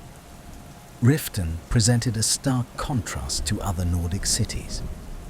While most holds maintained at least a pretense of law and order, Riften operated openly as a city controlled by the Thieves Guild and their shadow sponsor, a mysterious figure known as Maven Blackbriar.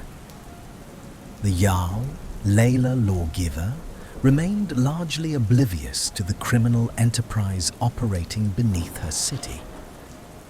In Riften's decrepit ratway, a series of tunnels and chambers beneath the city used by criminals and outcasts, the Dragonborn finally located Esbern. The elderly scholar had been living in paranoid isolation, convinced the Thalmor would eventually find and kill him. When the Dragonborn revealed themselves as the Dragonborn and spoke of the dragon's return, Esbern's academic passion overwhelmed his fear. This was the moment he had spent decades studying. The prophecy of Alduin's return and the last Dragonborn who would face him. Esbern possessed a critical piece of lore. Ancient texts spoke of how the ancient Nords had defeated Alduin during the Dragon War in the Merethic Era. They had learned a special shout called Dragonrend, which forced dragons to experience mortality and could bring even the most powerful dragon crashing from the sky. However, the records of how the ancient Nords had actually banished Alduin remained frustratingly vague. Esbern believed the answer lay at the throat of the world, at an ancient structure called the Time Wound, Alduin's bane. The Dragonborn, now accompanied by both Delphine and Esbern, returned to High Hrothgar. Master Arngar and the other Greybeards were displeased that the Dragonborn had allied with the Blades, seeing them as warmongers who had corrupted the Thu'um's sacred purpose. Nevertheless, they revealed the way to reach the summit of the throat of the world, where the Time Wound awaited. At the mountain's peak, where reality itself seemed thin and strange, the Dragonborn found an Elder Scroll reader's device, and, more mysteriously, Paarthurnax, an ancient dragon who served as the leader of the Greybeards. Paarthurnax's existence shocked the Dragonborn, a dragon living peacefully among the Greybeards who had supposedly renounced violence. Paarthurnax revealed his history.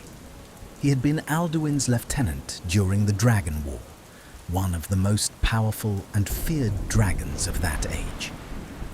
But through meditation and the teachings of Jurgen Windcaller's philosophy, Paarthurnax had overcome his draconic nature, which he described as an innate desire to dominate and destroy. He had lived atop the throat of the world for thousands of years, teaching the way of the voice to humans who made the pilgrimage to High Hrothgar. Regarding Alduin and the ancient battle, Paarthurnax explained what the Greybeards had not.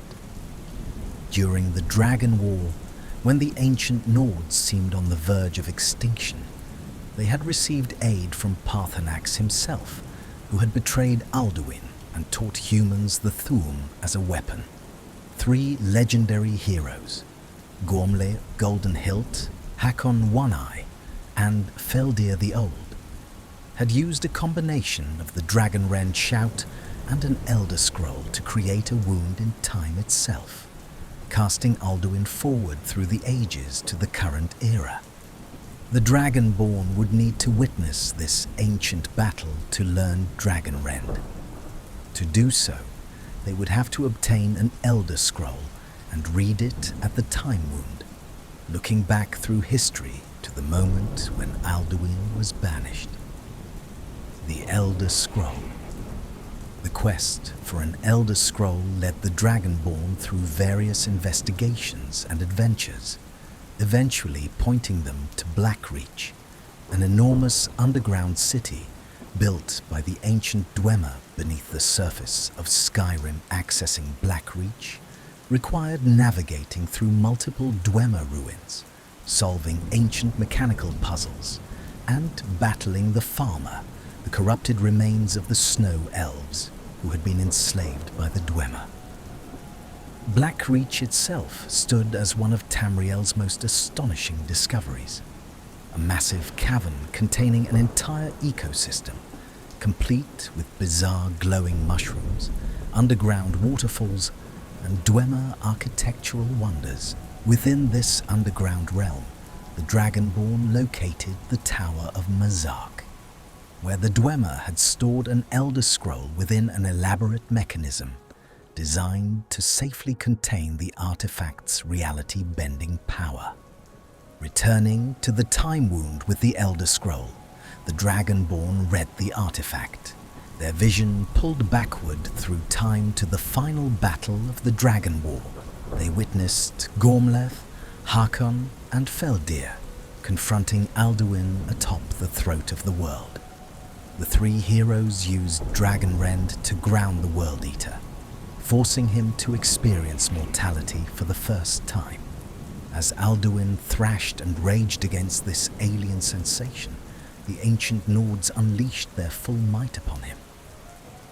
But even with Dragonrend, they could not kill Alduin. The World Eater's power exceeded even their legendary abilities. Feldir, recognizing their limitation, made a desperate choice.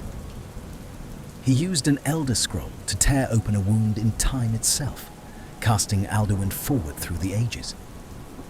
The Dragon War ended not with Alduin's death, but with his banishment to a distant future, the future that had now become the present. As the vision faded, the Dragonborn retained the knowledge of Dragonrend, understanding the three words that formed this unique shout: Jor-Zar Frul, mortal, finite, temporary. It was a shout that expressed concepts antithetical to dragonkind, whose very nature embodied immortality and timelessness. Speaking these words would force any dragon to understand mortality, weakening them and bringing them crashing from the sky. Confronting the World Eater. Armed with Dragonrend, the Dragonborn returned to the summit of the throat of the world where Paarthurnax waited. The ancient dragon taught the Dragonborn additional knowledge about the Thu'um and spoke philosophically about the nature of his brother, Alduin. Paarthurnax believed that Alduin had perverted his role.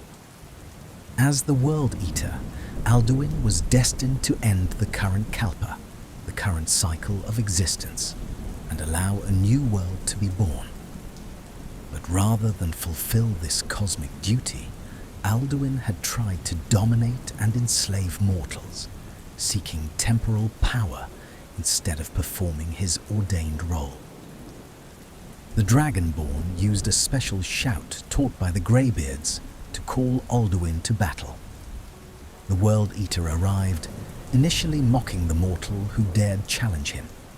But when the Dragonborn spoke Dragonrend, Alduin experienced true shock. He realized that this Dragonborn possessed the ancient knowledge that had defeated him during the Dragon War. For the first time in the current era, Alduin understood fear. The battle atop the throat of the world tested the Dragonborn's full capabilities. Alduin wielded devastating shouts of fire and frost, using his mastery of the Thu'um accumulated over millennia. He summoned meteor storms and attempted to devour the Dragonborn soul itself. But with Dragonrend, the Dragonborn could ground Alduin repeatedly, forcing him into melee combat where mortal weapons could strike his scales. The fight reached its climax with Alduin severely wounded, his mighty form battered and bleeding.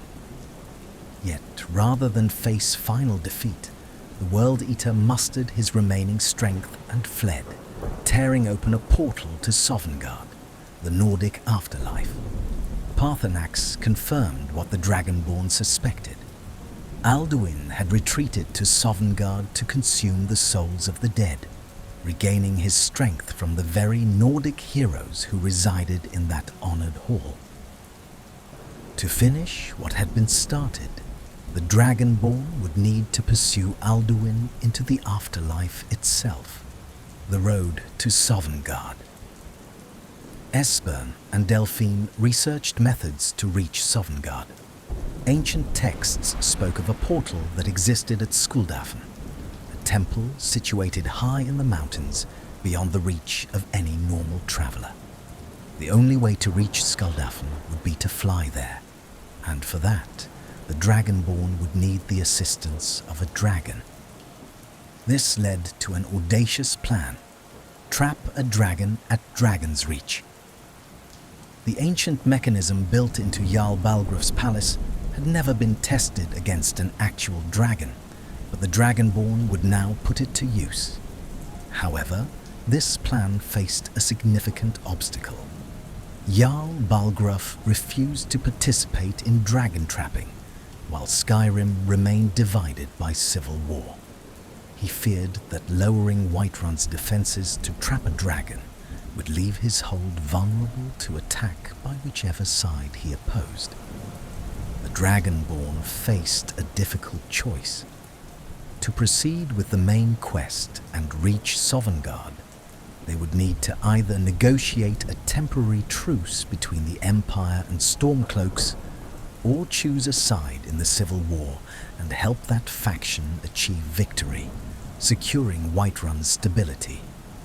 If the Dragonborn pursued the diplomatic path, they could arrange for a peace council at High Hrothgar, using the Greybeard's neutral authority and the urgency of the dragon threat to bring both General Tullius and Ulfric Stormcloak to the negotiating table. The resulting season-unending council would be tense and difficult, requiring the Dragonborn to mediate between bitter enemies and make choices about territorial concessions. The temporary truce that resulted would be fragile at best, but it would provide the stability needed for the dragon trapping plan. With the political situation stabilized, the Dragonborn proceeded with trapping a dragon. Using special bait and calling out a challenge, they lured a dragon named Arafing into Dragon's Reach. The ancient trap mechanism worked as designed, closing around the dragon and holding him fast. Odavaing, initially defiant, eventually agreed to cooperate once he learned that the Dragonborn intended to confront Alduin. Many dragons had grown weary of Alduin's tyranny and believed his return threatened the order that had been established since the Dragon War. Odavaing revealed crucial information. Alduin had indeed fled to Sovngarde and was consuming the souls of dead heroes to restore his power. He agreed to fly the Dragonborn to Skuldafn, though he warned that the temple would be heavily guarded by dragons loyal to Alduin. Skuldafn. The flight to Skuldafn took the Dragonborn beyond Skyrim's traversable borders, to mountains so high and treacherous that no mortal could reach them by foot.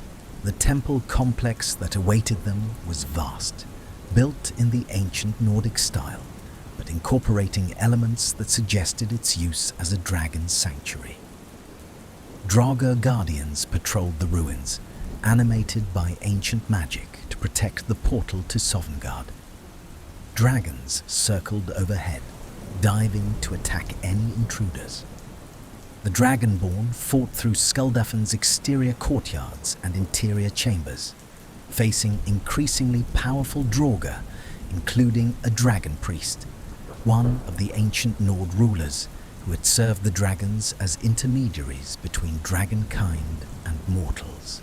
These dragon priests wore powerful masks imbued with enchantments, and their mastery of destruction magic made them devastating opponents.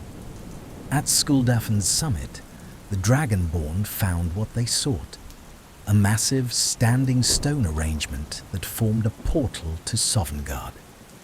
Using a staff obtained from the temple's deepest chamber, the Dragonborn activated the portal.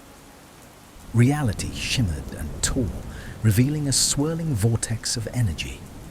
Taking a breath, the Dragonborn stepped through, leaving Mundus behind and entering the Nordic afterlife. Sovngarde. The Hall of Valor existed beyond normal reality, in a realm created by Shor, the Nordic aspect of Lorcan, to honor fallen Nordic heroes. The landscape resembled Skyrim, but perfected. eternal autumn colors, comfortable temperature, abundant game, and the magnificent Hall of Valor itself rising in the distance, where heroes feasted and told stories for eternity. But Alduin's presence had corrupted this sacred space. A thick fog covered everything, and the souls of the dead wandered confused and lost, unable to find their way to the hall. The World Eater had created this mist to trap souls, making them easier to hunt and devour.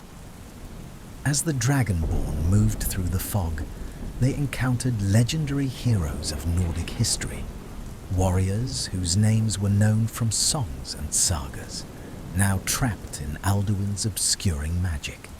Approaching the Hall of Valor, the Dragonborn finally entered that sacred space. Inside, Nordic heroes from throughout history gathered, feasting at great tables. At the high seat sat Ysgramor himself, the legendary harbinger who had led the return from Atmora and founded Nordic civilization in Skyrim. But the Dragonborn had not come to feast.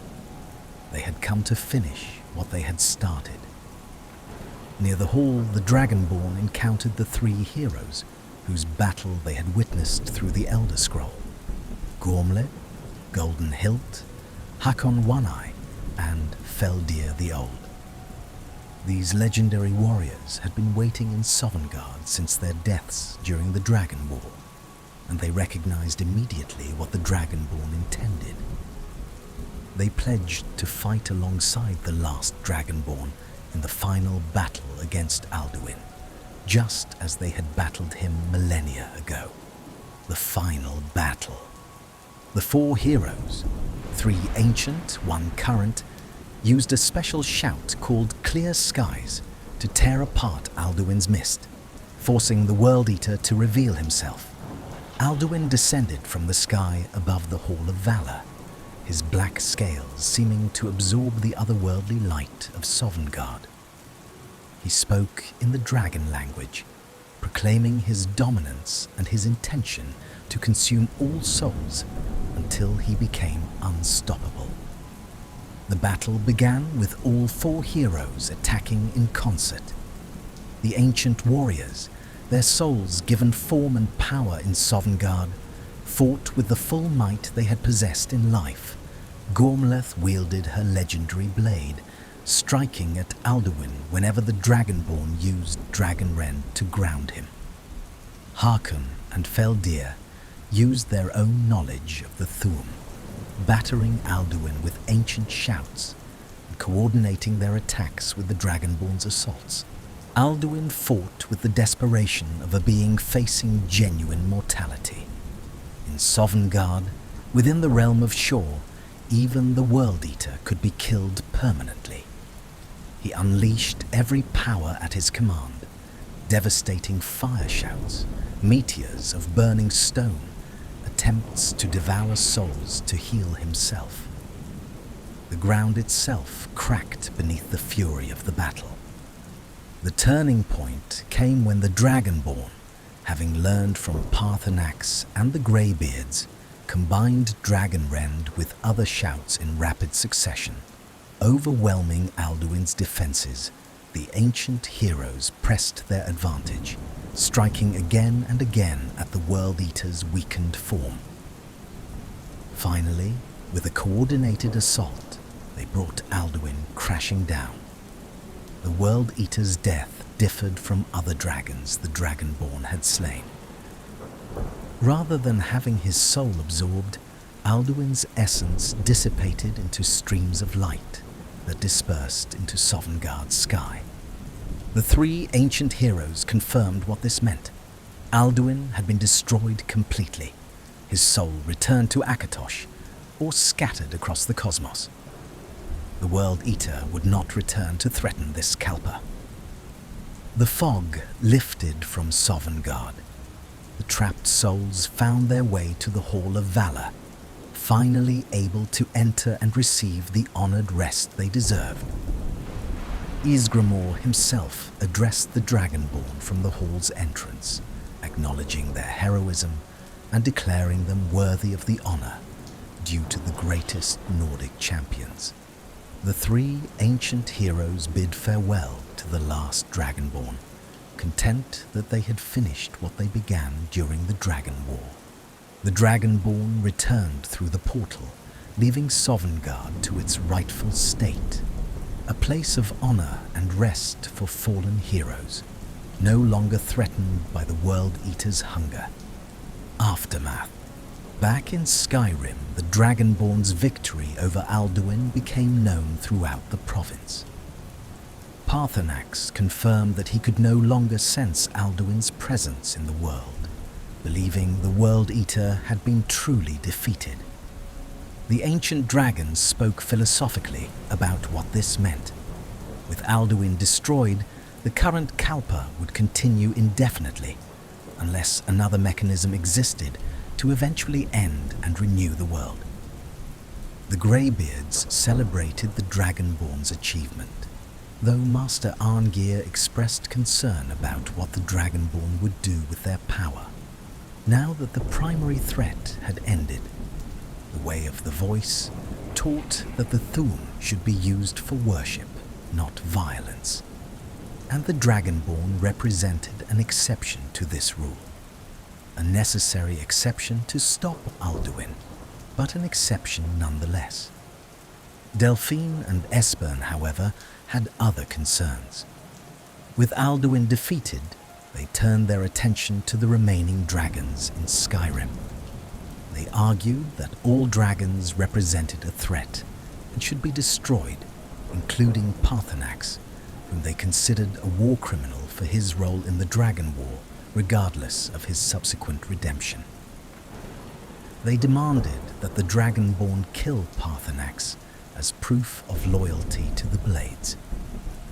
This demand forced the Dragonborn to make a moral choice. Paarthurnax had aided them, taught them, and had spent thousands of years atoning for his ancient crimes. Yet the Blades made a compelling argument that a dragon's nature could never truly change, and that trusting Paarthurnax represented an unacceptable risk. The Dragonborn's decision, whether to kill Paarthurnax or refuse the Blades' demand, would define their relationship with both the Greybeards and the Blades going forward. Dragons continued to exist in Skyrim, even after Alduin's defeat. Those who had been resurrected remained in the world, and the Dragonborn would continue to encounter them at dragon lairs throughout the province. Some dragons, freed from Alduin's dominance, simply sought to survive. Others attempted to claim dominance over territories or terrorize settlements. The Dragonborn's role as Dragon Slayer continued, though now motivated by protecting Skyrim rather than stopping an apocalyptic threat. The main quest's conclusion left Skyrim changed, but not resolved. The dragon crisis had ended, but the civil war continued, if not already settled.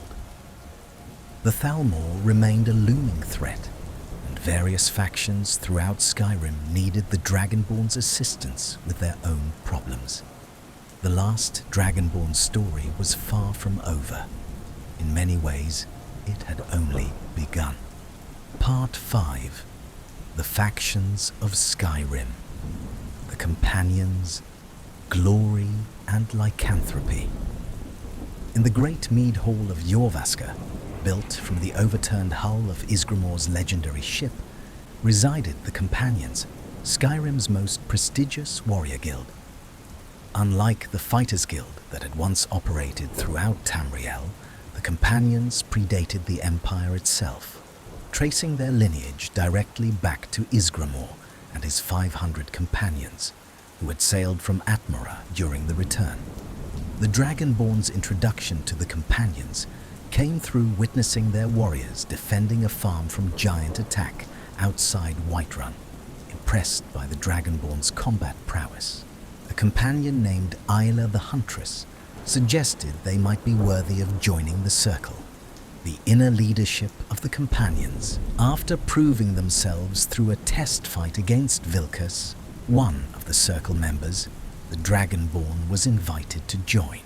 Under the leadership of Kodlak Whitemane, the Harbinger, leader of the Companions, the new recruit undertook various contracts throughout Skyrim. These missions ranged from clearing out bandit camps to recovering stolen heirlooms, all in service of building the Dragonborn's reputation and testing their commitment to the warrior's path. The Companions valued honor, glory, and martial excellence above all else, living by a code that emphasized personal courage and loyalty to one's shield siblings. As the Dragonborn proved themselves through successful contracts, they earned the trust of the Circle. The inner leadership, consisting of Kodlak, his second Vilkas, Vilkas's brother Farkas, the huntress Isla, and the hot-tempered Skjor. These elite warriors welcomed the Dragonborn into their confidence and revealed the Companions' greatest secret. They were werewolves. The gift or curse of lycanthropy had been bestowed upon the Companions centuries ago by the Daedric Prince Hircine, Lord of the Hunt. During a battle where the Companions faced overwhelming odds, their predecessors had made a pact with Hircine through his followers, the Glenmoril Witches. In exchange for the power to transform into beast form, the Companions' souls would belong to Hircine after death, bound to his hunting grounds in oblivion rather than reaching Sovngarde. Not all Companions were werewolves. Only the Circle possessed the beast blood, and they chose carefully who would receive this gift. They offered it to the Dragonborn, explaining that the power would make them an unstoppable warrior, but would also bar them from resting until they found a cure. The transformation ritual involved drinking the blood of a werewolf during a secret ceremony beneath Jorvaskr. If the Dragonborn accepted, they experienced the first transformation, a violent, exhilarating change that granted immense strength, speed, and feral instincts. In beast form, they saw the world differently, could detect prey by scent, and possessed claws and fangs capable of tearing through armor. However, they also experienced an uncontrollable bloodlust and risked being hunted by vigilantes who sought to destroy lycanthropes. The Companions' questline took a darker turn when Skjor and Aela, frustrated by Kodlak's wishes to cure the Circle of their lycanthropy, pursued vengeance against the Silver Hand, a group of werewolf hunters who had been attacking Companions. During a raid on a Silver Hand hideout, Skjor was killed, his death revealing the extent of the Silver Hand's hatred for lycanthropes and their willingness to torture and execute anyone bearing the beast blood. The loss of Skjor devastated the Companions and prompted a full retaliation against the Silver Hand. The Dragonborn led assaults on Silver Hand bases throughout Skyrim, discovering that these hunters had been collecting werewolf heads as trophies and had even stolen the fragment of Ysgramor's axe Wuthrad from Jorvaskr. The conflict culminated in an assault on the Silver Hand's main fortress, where the Dragonborn recovered Wuthrad's fragments and slaughtered the remaining Silver Hand leadership. However, this victory came at a terrible price. The Silver Hand, in a final act of desecration, attacked Jorvaskr directly, killing Kodlak Whitemane. The Harbinger's death shocked the Companions to their core. Kodlak had been their moral center, the voice of wisdom who had dreamed of curing the Circle's lycanthropy so they could reach Sovngarde. His last moments had been spent worrying that his soul would be claimed by Hircine, denied the honored rest he deserved. The Companions held a traditional Nordic funeral for Kodlak, returning his body to the tomb of Ysgramor, where all Harbingers were laid to rest. But during the funeral rites, something extraordinary occurred. Kodlak's ghost appeared, trapped between worlds. The Silver Hand's attack had disrupted the funeral rites, preventing his spirit from moving on. Worse, Hircine's claim on his soul through the beast blood kept him from reaching Sovngarde. The ghost of Kodlak revealed that a cure for lycanthropy existed. The Glenmoril witches, who had originally bestowed the beast blood, possessed the power to break Hircine's hold. To free Kodlak's soul and potentially cure the living companions, the Dragonborn would need to travel to the Glenmoril Coven, slay the witches, and retrieve their heads. Then, by throwing a witch's head into the flame of the Harbinger in the tomb of Ysgramor while in beast form, the companion could summon and defeat the spirit of their beast, breaking the curse. The Dragonborn travelled to the Glenmoril cave and confronted the witches, engaging in brutal combat against these powerful magic users who had bargained with Hircine. With the witch heads in their possession, the Dragonborn returned to the tomb of Ysgramor and performed the ritual. Kodlak's spirit wolf appeared, and in a metaphysical battle, the Dragonborn helped destroy it, finally freeing Kodlak's soul to reach Sovngarde. With the ritual proven effective, each member of the circle could choose whether to cure themselves. Vilkas, who had always regretted the beast blood, eagerly chose to be cured. Farkas eventually followed his brother's example. Ayla, however, embraced her lycanthropy as a gift from Hircine and refused to give it up, declaring that the beast blood made her a superior hunter.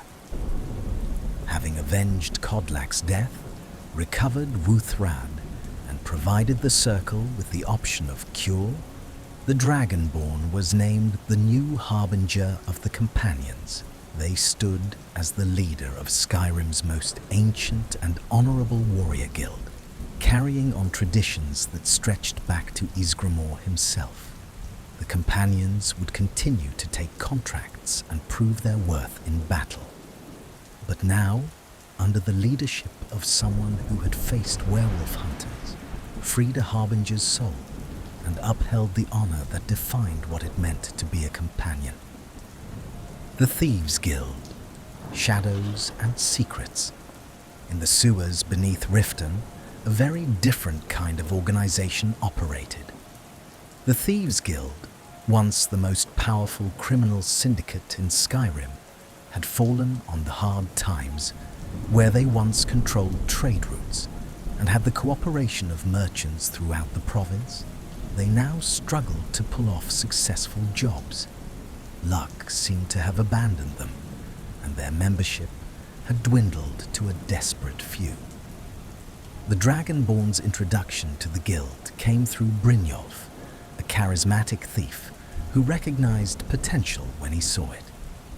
He offered the Dragonborn a test: frame a merchant in Riften's marketplace by planting stolen goods on them. If successful, the Dragonborn would be invited to meet the guild in their headquarters, the Ragged Flagon Tavern in the Ratway.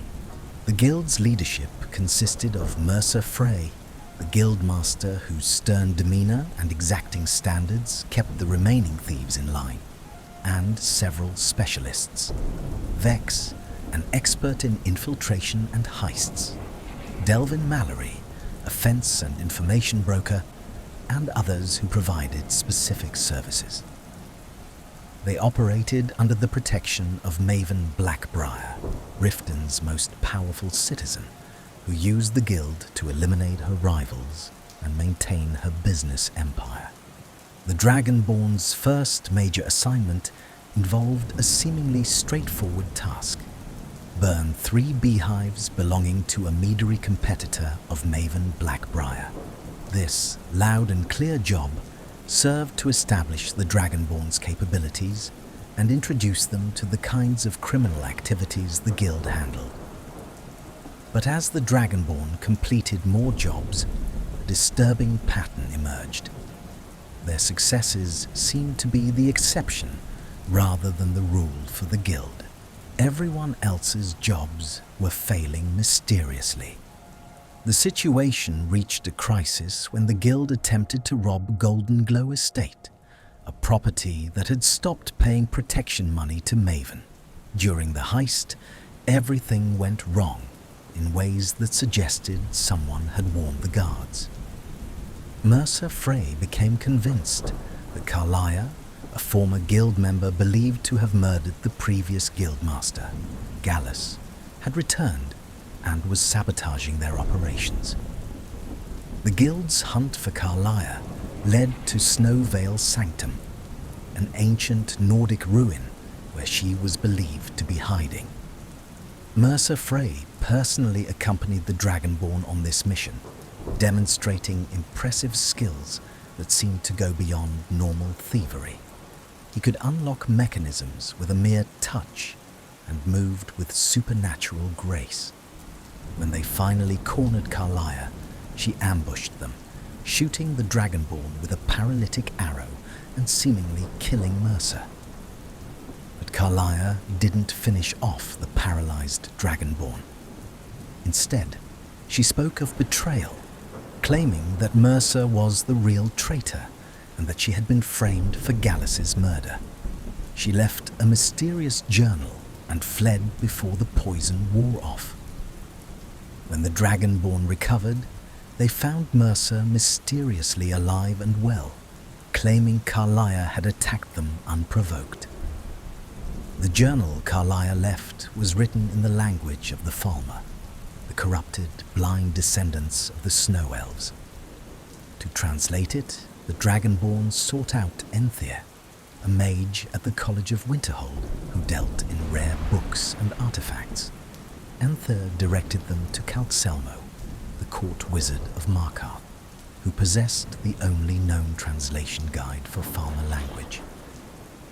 Obtaining this translation guide required infiltrating Calcelmo's heavily guarded museum and laboratory in Markarth, copying his research while avoiding or dispatching guards and magical defenses. With the translation secured, the journal's contents revealed shocking truth. Mercer Frey had indeed murdered Gallus, framed Carlia, and had been slowly stealing from the guild's treasury for years. Most damningly, Mercer had stolen the skeleton key, a Daedric artifact belonging to Nocturnal, the Daedric Prince of Night, Darkness, and Luck. The skeleton key was a mystical lockpick that could open any lock, physical or metaphorical, and its theft had severed the guild's connection to Nocturnal, explaining their recent string of bad luck. The guild operated under Nocturnal's patronage, serving as her agents in the mortal world in exchange for her blessing. Mercer's betrayal had broken this pact. The Dragonborn met Carlia in secret, and together they traveled to the Twilight Sepulchre, an ancient temple dedicated to Nocturnal that served as the guild's spiritual heart. There, Carlia inducted the Dragonborn into the Nightingales, an elite group within the guild who served as Nocturnal's personal agents. The ritual bound the Dragonborn's soul to Nocturnal, promising that in death they would serve as her guardian in oblivion, but in return, granting supernatural abilities related to stealth and shadow.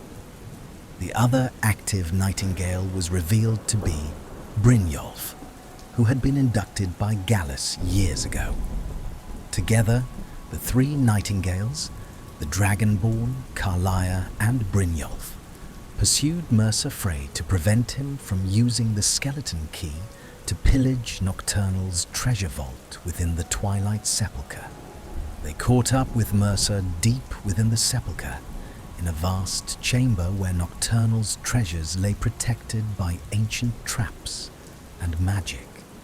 Mercer had used the skeleton key to bypass all defenses and was ransacking the vault. When confronted, he attacked with abilities beyond normal thievery: invisibility, paralytic poisons, and devastating strikes enhanced by the Skeleton Key's power. The battle with Mercer Frey tested all the Nightingale's skills. He used the environment against them, destroying supports that caused parts of the chamber to flood with water. In the end, the Dragonborn struck the killing blow, and Mercer fell into the rapidly filling chamber, his body lost to the waters along with much of Nocturnal's treasure. But the mission wasn't complete. The Skeleton Key needed to be returned to its rightful place, the Ebenmere, a portal to Nocturnal's realm in Oblivion, located deep within the Twilight Sepulchre. The Dragonborn could have kept the key for themselves, possessing an unbreakable lockpick that would make them the greatest thief in history. But doing so would mean continuing Mercer's betrayal and keeping the guild separated from Nocturnal's favor. Returning the Skeleton Key required a choice about which path of the Nightingale the Dragonborn would follow: the path of stealth, subterfuge, or strife, each granting different supernatural abilities. Upon returning the key to the Ebenmere, Nocturnal's presence filled the chamber, her voice acknowledging the restoration of the pact. The guild's luck would return, and the Dragonborn had proven themselves worthy of leading.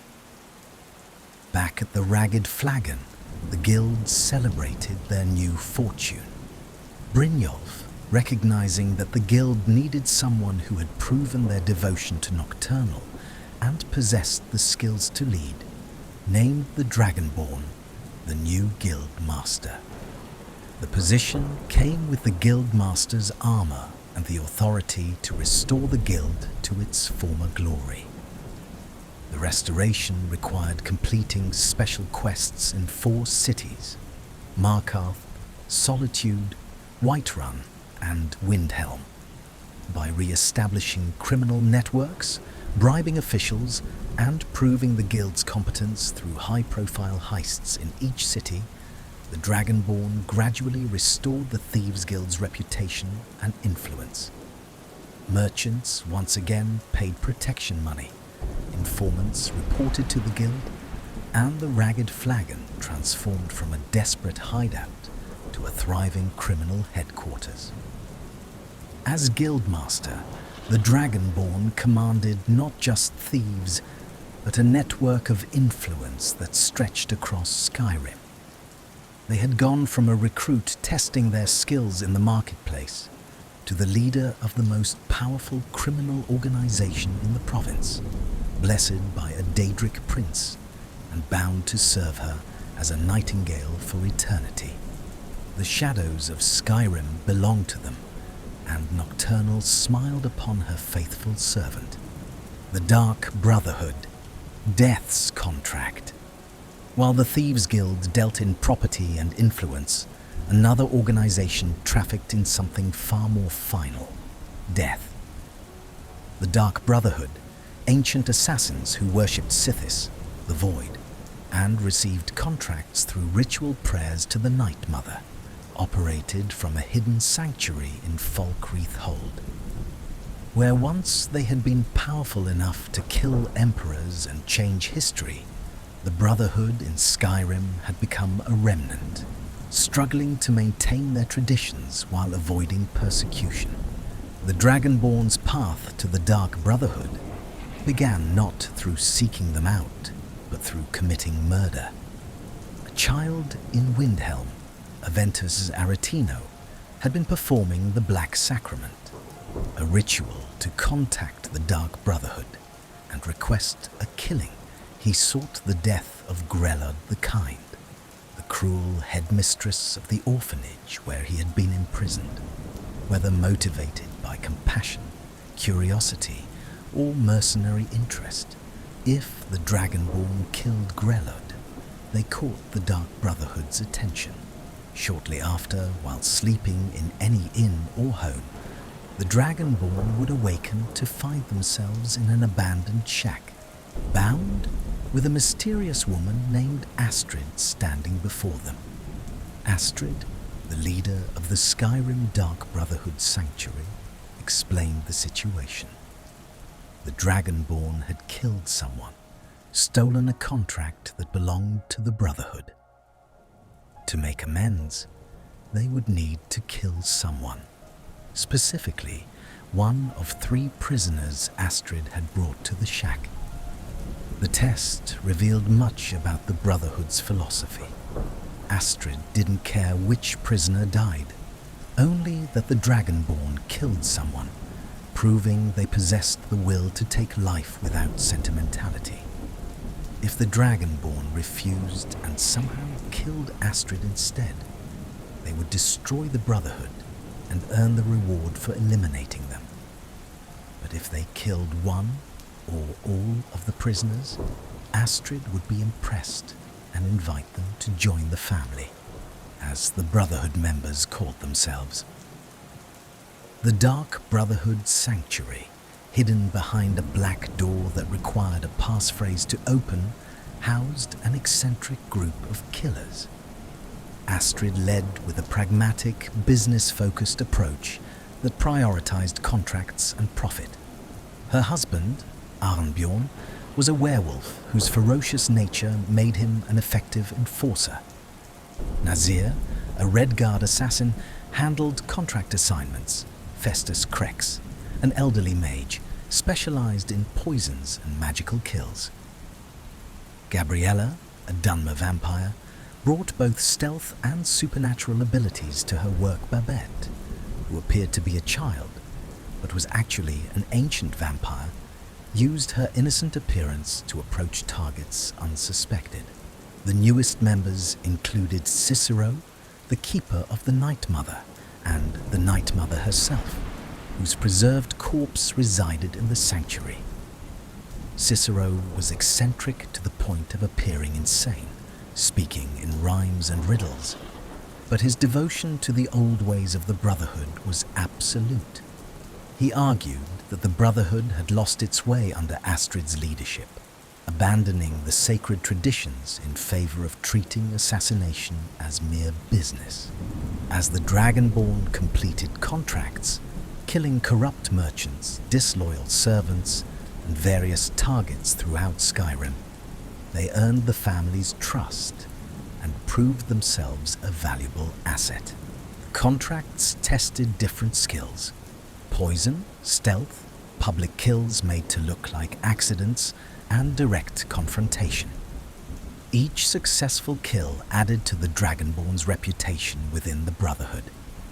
The situation changed dramatically when the Night Mother finally spoke, and she spoke to the Dragonborn, not to her keeper Cicero or to Astrid. The Night Mother's voice, emerging from her preserved corpse, declared the Dragonborn her listener, the sacred position within the Brotherhood, who alone could hear her whispers and receive contracts directly from Sithis. This honor should have been cause for celebration, but it created immediate tension. Astrid had led through her own authority, and suddenly an outsider had been elevated above her by the very traditions she had downplayed. The Night Mother's first contract through the Dragonborn involved contacting Commander Maro of the Penitus Oculatus, the Empire's security service, under the guise of someone seeking security for the Emperor, but actually gathering information about the Emperor's upcoming visit to Skyrim. This contract was part of a larger plan.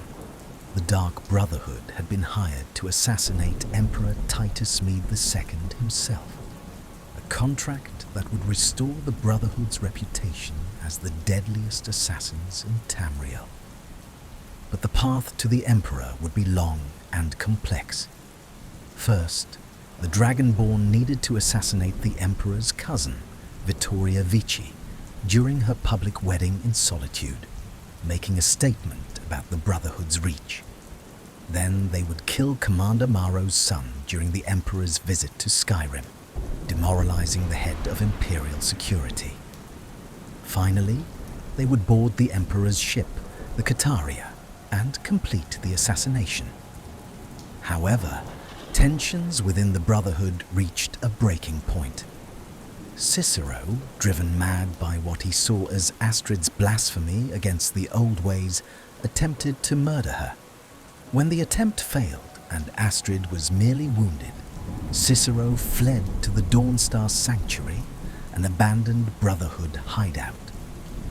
Astrid, furious and hurt, ordered the Dragonborn to hunt down Cicero and kill him. The Dragonborn tracked Cicero to the Dawnstar Sanctuary, where they found him wounded and hiding, rambling about his devotion to the Night Mother and his desperation to preserve the old traditions. Here, the Dragonborn faced a moral choice: kill Cicero as ordered by Astrid, or spare him, recognizing that his devotion to the Night Mother, and by extension to the Dragonborn as her listener, represented the Brotherhood's true spiritual core. The choice would have consequences for the Brotherhood's future. Returning to the Falkreath Sanctuary, the Dragonborn found a scene of absolute horror. The sanctuary had been discovered and attacked by the Penitus Oculatus bodies of Brotherhood members lay scattered throughout the chambers.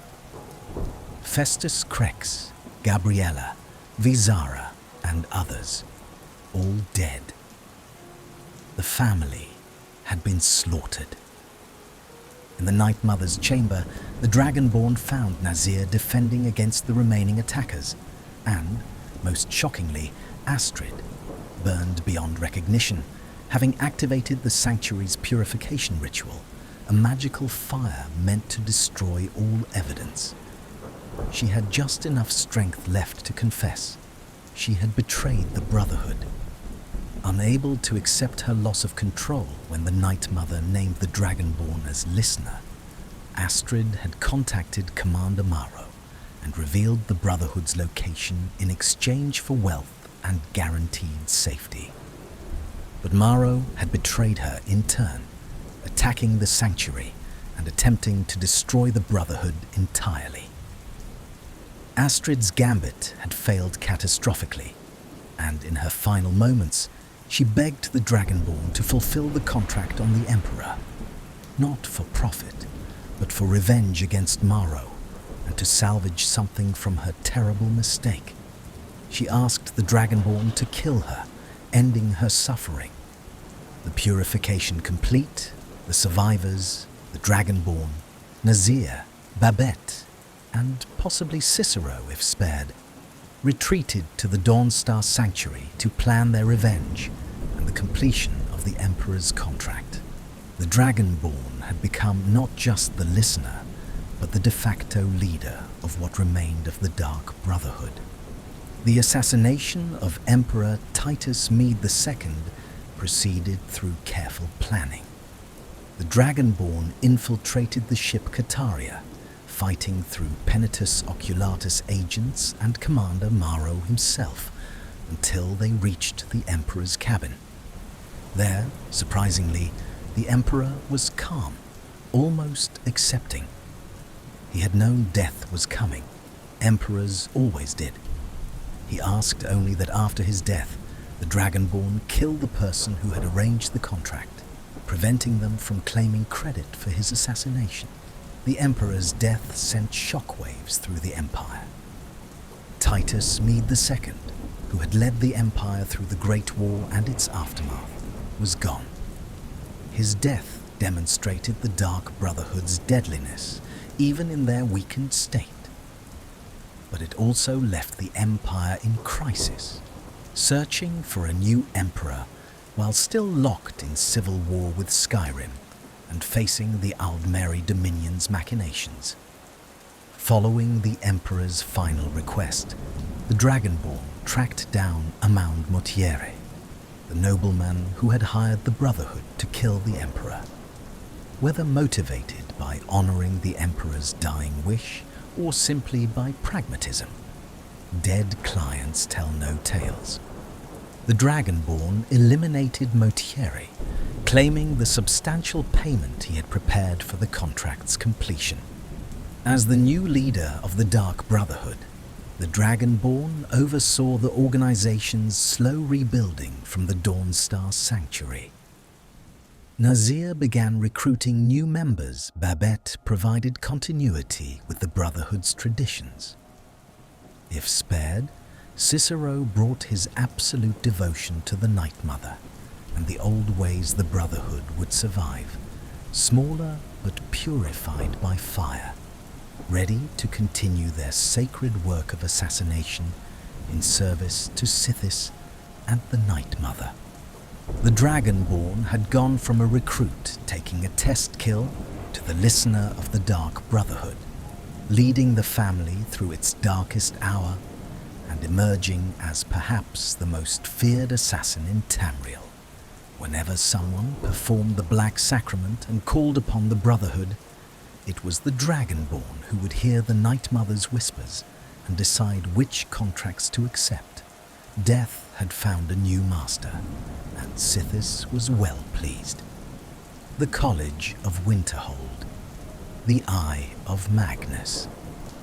While warriors, thieves, and assassins pursued their respective paths, those gifted with magical talent found their way to the College of Winterhold. Perched precariously on a cliff overlooking the Sea of Ghosts, the college represented the last major institution of magical learning in Skyrim. The Nords had never trusted magic users, viewing the arcane arts with suspicion, and the Great Collapse, a catastrophic event that had destroyed most of Winterhold decades earlier, was widely blamed on the college, further isolating the mages. The Dragonborn's entry to the college required demonstrating magical aptitude to Feralda, the guard at the bridge to the college.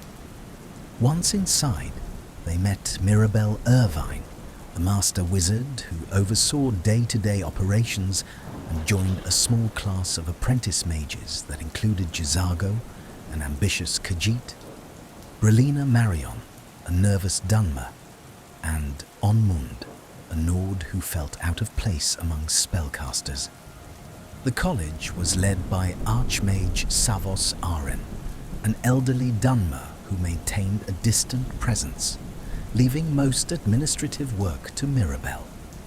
The various magical disciplines were taught by specialists. Feralda taught destruction magic, Drevis Nelorin taught illusion, Finis Gestar taught conjuration, Colette Marantz taught restoration, despite constant complaints that her school was undervalued. And Tolfdir, an elderly mage with infectious enthusiasm for magical theory, taught alteration. The Dragonborn's education began with Tolfdir leading the apprentices on an expedition to Sarthal, the ancient Nordic city that had been the first human settlement in Skyrim during the return from Atmora. The ruins of Sarthal held dark history. It was here that the Snow Elves had massacred the Nordic settlers in the Night of Tears, prompting Ysgramor's vengeance and the eventual downfall of Snow Elf civilization. Deep within Sarthal, the expedition made a discovery that would change everything. The Dragonborn found an amulet with strange properties, and when they picked it up, it activated, revealing a massive spherical object buried in the walls of the ruin, an artifact of tremendous power that seemed to predate even the Merethic Era. More immediately dangerous, the amulet's activation awakened drug guardians and attracted the attention of Thalmor agents led by Ankano, an Altmer mage who served as the Thalmor advisor to the college. Tolfdir recognized the sphere as potentially related to the Sigic Order, an ancient organization of mages from the Isle of Artaeum who had made themselves mysteriously inaccessible centuries ago. His intuition proved correct when members of the Sigic Order appeared to the Dragonborn in a time-frozen bubble. warning them of great danger related to the artifact, which they called the Eye of Magnus. The Eye of Magnus was transported to the college, where it was placed in the Hall of the Elements for study. Archmage Savos Arhen and the other faculty attempted to understand its nature and purpose. But the artifact resisted all conventional magical analysis. Ancano took particular interest in the eye, spending long hours studying it with an intensity that made several college members uncomfortable. The Sigic Order's Archmage, Quaranir, appeared again to the Dragonborn, explaining that the eye represented a source of power so vast it could threaten all of Tamriel if misused. He asked the Dragonborn to assist the Order in their investigation by locating the Augur of Dun Lane, a former student of the college who had transformed into a being of pure magical energy during an experiment gone wrong. The Augur, residing in the depths beneath the college, spoke in riddles but confirmed the danger. Someone intended to use the eye for destructive purposes, and only the Staff of Magnus, a legendary artifact created by the same being who made the eye, could control or contain it. The Augur directed the Dragonborn to Mzulft, a Dwemer ruin where Synod researchers, a splinter faction of mages from Cyrodiil, had been studying something related to Magnus. At Mzulft, the Dragonborn found a scene of devastation.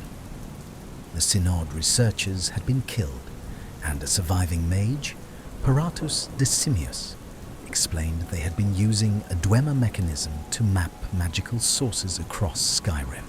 When activated with the help of the focusing crystal the Dragonborn retrieved, the device revealed a massive concentration of magical energy at the college, the Eye of Magnus, and another significant source in Labyrinthian, the ruins of the legendary ancient Nordic city of Bromjunar. Labyrinthian had been the capital of Skyrim during the height of the dragon cult before the Dragon War. Now it stood as a massive complex of ruins inhabited by Draugr, frost spirits, and other dangers deep within. The Dragonborn would need to confront one of the ancient dragon priests to claim the Staff of Magnus. But before the Dragonborn could act on this information, disaster struck at the college. Ancano revealed his true intentions, using the Eye of Magnus to create a magical barrier around himself and channeling the Eye's power in an attempt to tear open the barriers between Mundus and Aetherius, the plane of magic itself. His goal was nothing less than achieving godlike power by drawing unlimited magical energy directly from Aetherius, regardless of the catastrophic damage this would cause to reality. The Eye's activation created magical storms that killed Archmage Savos Arhen and several other faculty members. Mirabelle Irvine managed to hold off the magical cataclysm temporarily with barrier spells, but was dying from the effort. She urged the Dragonborn to retrieve the Staff of Magnus as quickly as possible, as it represented the only tool capable of containing the Eye's power. The Dragonborn raced to Labyrinthian, fighting through the extensive ruins to reach the inner chambers where one of the most powerful dragon priests, Miraak, guarded the Staff of Magnus. Miraak proved to be a devastating opponent, wielding powerful destruction magic and summoning undead minions. The battle tested the Dragonborn's magical prowess, but ultimately they claimed victory and took possessions of the Staff of Magnus. Returning to the college, the Dragonborn found Ancano continuing to channel the Eye's power, his body glowing with arcane energy as reality itself began to fracture around him. Using the Staff of Magnus, the Dragonborn disrupted the magical barrier protecting Ancano. allowing the surviving college members to attack him. Each time Ancano's barrier fell, they damaged him further, until finally the mad Thalmor mage was destroyed. With Ancano dead, the Dragonborn used the Staff of Magnus to contain the Eye's power, preventing further catastrophe. The Sigic Order appeared once more, with Quaranir explaining that they would take custody of the Eye of Magnus, removing it to Artaeum where it could be properly safeguarded.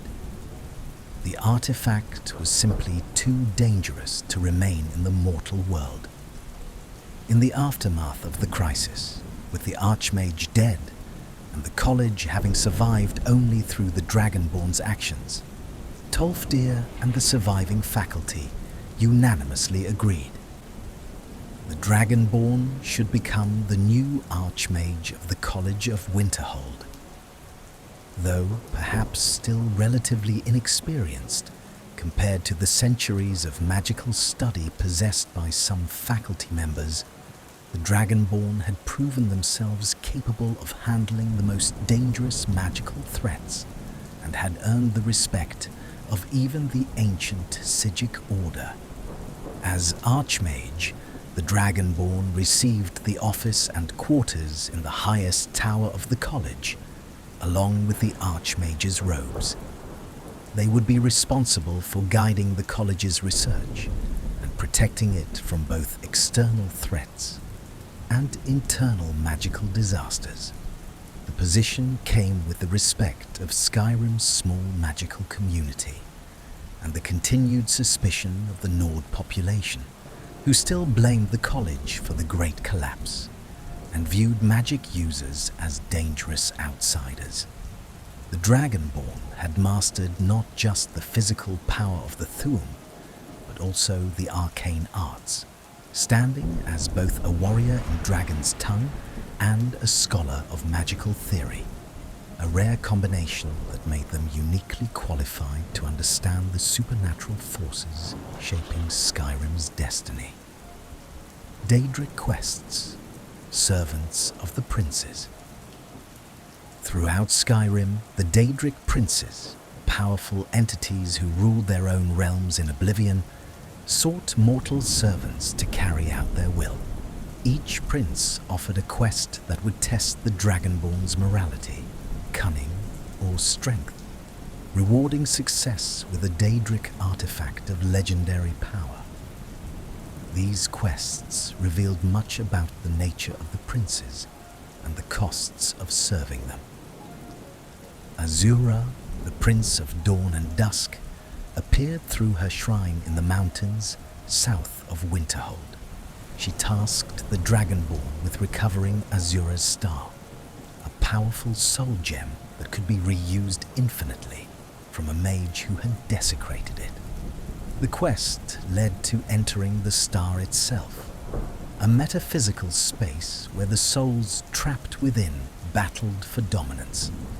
The Dragonborn could choose to restore the star to its original form, or corrupt it into the Black Star, which could trap human souls, a more powerful but morally questionable version. Boethia, Prince of Plots and Deceit, demanded a demonstration of betrayal. Her quest required the Dragonborn to sacrifice a follower, someone who trusted them, on her altar, then lead a group of cultists to prove themselves worthy through combat. The reward was the Ebony Mail, armor that poisoned enemies who came near. The quest exemplified Boethia's philosophy that the strong should dominate the weak through any means necessary. Clavicus Vile, Prince of Bargains and Wishes, appeared with his companion, Barbas, a talking dog who was actually part of the prince's own power. Vile offered the Dragonborn a choice: reunite him with Barbas and receive the Mask of Clavicus Vile, or kill Barbas and receive the Rueful Axe. The quest tested whether the Dragonborn understood that Vile's bargains always had a catch. The Rueful Axe was actually a worthless weapon, while the mask granted valuable enchantments. Hermaeus Mora, Prince of Knowledge and Fate, lured the Dragonborn through a quest involving an ancient Dwemer lexicon and the secrets contained within Elder Scrolls. His realm, Apocrypha, was a dimension of forbidden knowledge where books and tentacles filled twisted corridors. Mora's artifact, the Ogma Infinium, granted the reader vast knowledge in exchange for eventually serving Mora as his agent, a theme that would become critically important during the Dragonborn DLC. Hircine, Prince of the Hunt, presented a quest involving a cursed ring and a massive spirit wolf. The Dragonborn could choose to serve Hircine by hunting down the wolf or by defying him and taking the wolf's side against the prince. Either path resulted in receiving one of Hircine's artifacts, but the choice reflected different philosophies about the nature of the hunt and predator-prey relationships. Malakath, Prince of the Spurned and Ostracized, involved the Dragonborn in a conflict between an orc stronghold and a giant tribe. Malakath demanded that the Dragonborn help the orcs reclaim their honor by defeating the giant chief who had stolen their warhammer. The quest highlighted Malakath's role as the patron of the orcs and other outcasts who found strength through adversity. Mehrunes Dagon, Prince of Destruction and Change, tasked the Dragonborn with recovering the pieces of Mehrunes' razor, a dagger that had a chance to instantly kill any target. The quest involved delving into ancient ruins and ultimately confronting the descendants of the mythic Dawn cult, who still worshipped Dagon despite his defeat during the Oblivion Crisis. The Dragonborn could choose to kill these cultists and claim the razor, or spare them and reject Dagon's gift. Mephala, Prince of Lies and Murder, spoke through the ebony blade, a sword that grew more powerful as it was used to kill friends and trusted companions. The quest required the Dragonborn to investigate rumors of a child locked in a house in Whiterun, discovering a family killed by the blade's influence. Claiming the blade meant accepting a weapon that encouraged betrayal and gained power through treachery. Meridia, one of the few Daedric princes considered benevolent, despised the undead. Her quest involved cleansing a temple of necromancers and a powerful necromancer who had desecrated her shrine. The reward, Dawnbreaker, was a sword specifically designed to destroy undead and had the power to make lesser undead flee in terror. Meridia represented an interesting case of a Daedric prince whose goals often aligned with mortal interests. Molag Bal, Prince of Domination and Enslavement, offered perhaps the most morally reprehensible quest. He tasked the Dragonborn with torturing a priest of Boethia to death, trapping the priest's soul in a house that served as Molag Bal's domain. The reward was the Mace of Molag Bal, a powerful weapon that stole the souls and stamina of its victims. Serving Molag Bal meant embracing cruelty and domination in its purest form. Namira, Prince of the Ancient Darkness and Revulsion, involved a group of cannibals living beneath Markarth. She asked the Dragonborn to help these cannibals and even participate in their feast of human flesh. The reward was the Ring of Namira, which granted power while feeding on corpses. The quest tested how far the Dragonborn would go for power, asking them to embrace one of the greatest taboos of civilized society. Nocturnal, as already detailed in the Thieves Guild questline, was the Prince of Night and Luck, patron of the Thieves Guild and the Nightingales. Periite, Prince of Pestilence and Natural Order, asked the Dragonborn to kill a group of his own followers who had become trapped in a spiritual state while attempting to commune with him. The paradoxical quest, killing Peryite's devotees on his own orders, reflected the prince's association with tasks and natural order. The reward was the Spellbreaker Shield, which created a magical barrier. Sanguine, Prince of Debauchery and Revelry, offered the most humorous Daedric quest. After accepting a drinking contest in a tavern, the Dragonborn would wake up in a temple in Markarth with no memory of the previous night, needing to retrace their steps and repair the chaos they had caused while blackout drunk. The quest involved recovering a staff from a giant, returning a goat, and eventually meeting Sanguine himself at a feast. The reward was the Sanguine Rose, a staff that summoned a Dremora warrior. Sheogorath, Prince of Madness, resided in the Pelagius wing of the Blue Palace, trapped within the mind of a long-dead emperor. The quest involved entering Pelagius III's tortured psyche and completing surreal tasks to cure his madness. The reward was the Wabberjack, a staff that produced completely random magical effects, sometimes transforming enemies into harmless creatures, sometimes into more dangerous ones, perfectly representing Sheogorath's chaotic nature. Vermina, Prince of Nightmares and Dreams, involved a quest to infiltrate dreams at a temple in Dawnstar. The priest was using Skull of Corruption, Vermina's artifact, to steal memories and dreams from the townspeople. The Dragonborn could keep the skull for themselves, or destroy it to free the town from nightmares. These Daedric quests offered the Dragonborn tremendous power, but each came with moral implications. Serving the Daedric princes meant accepting that these beings operated beyond mortal morality, viewing humans as tools or toys for their cosmic games.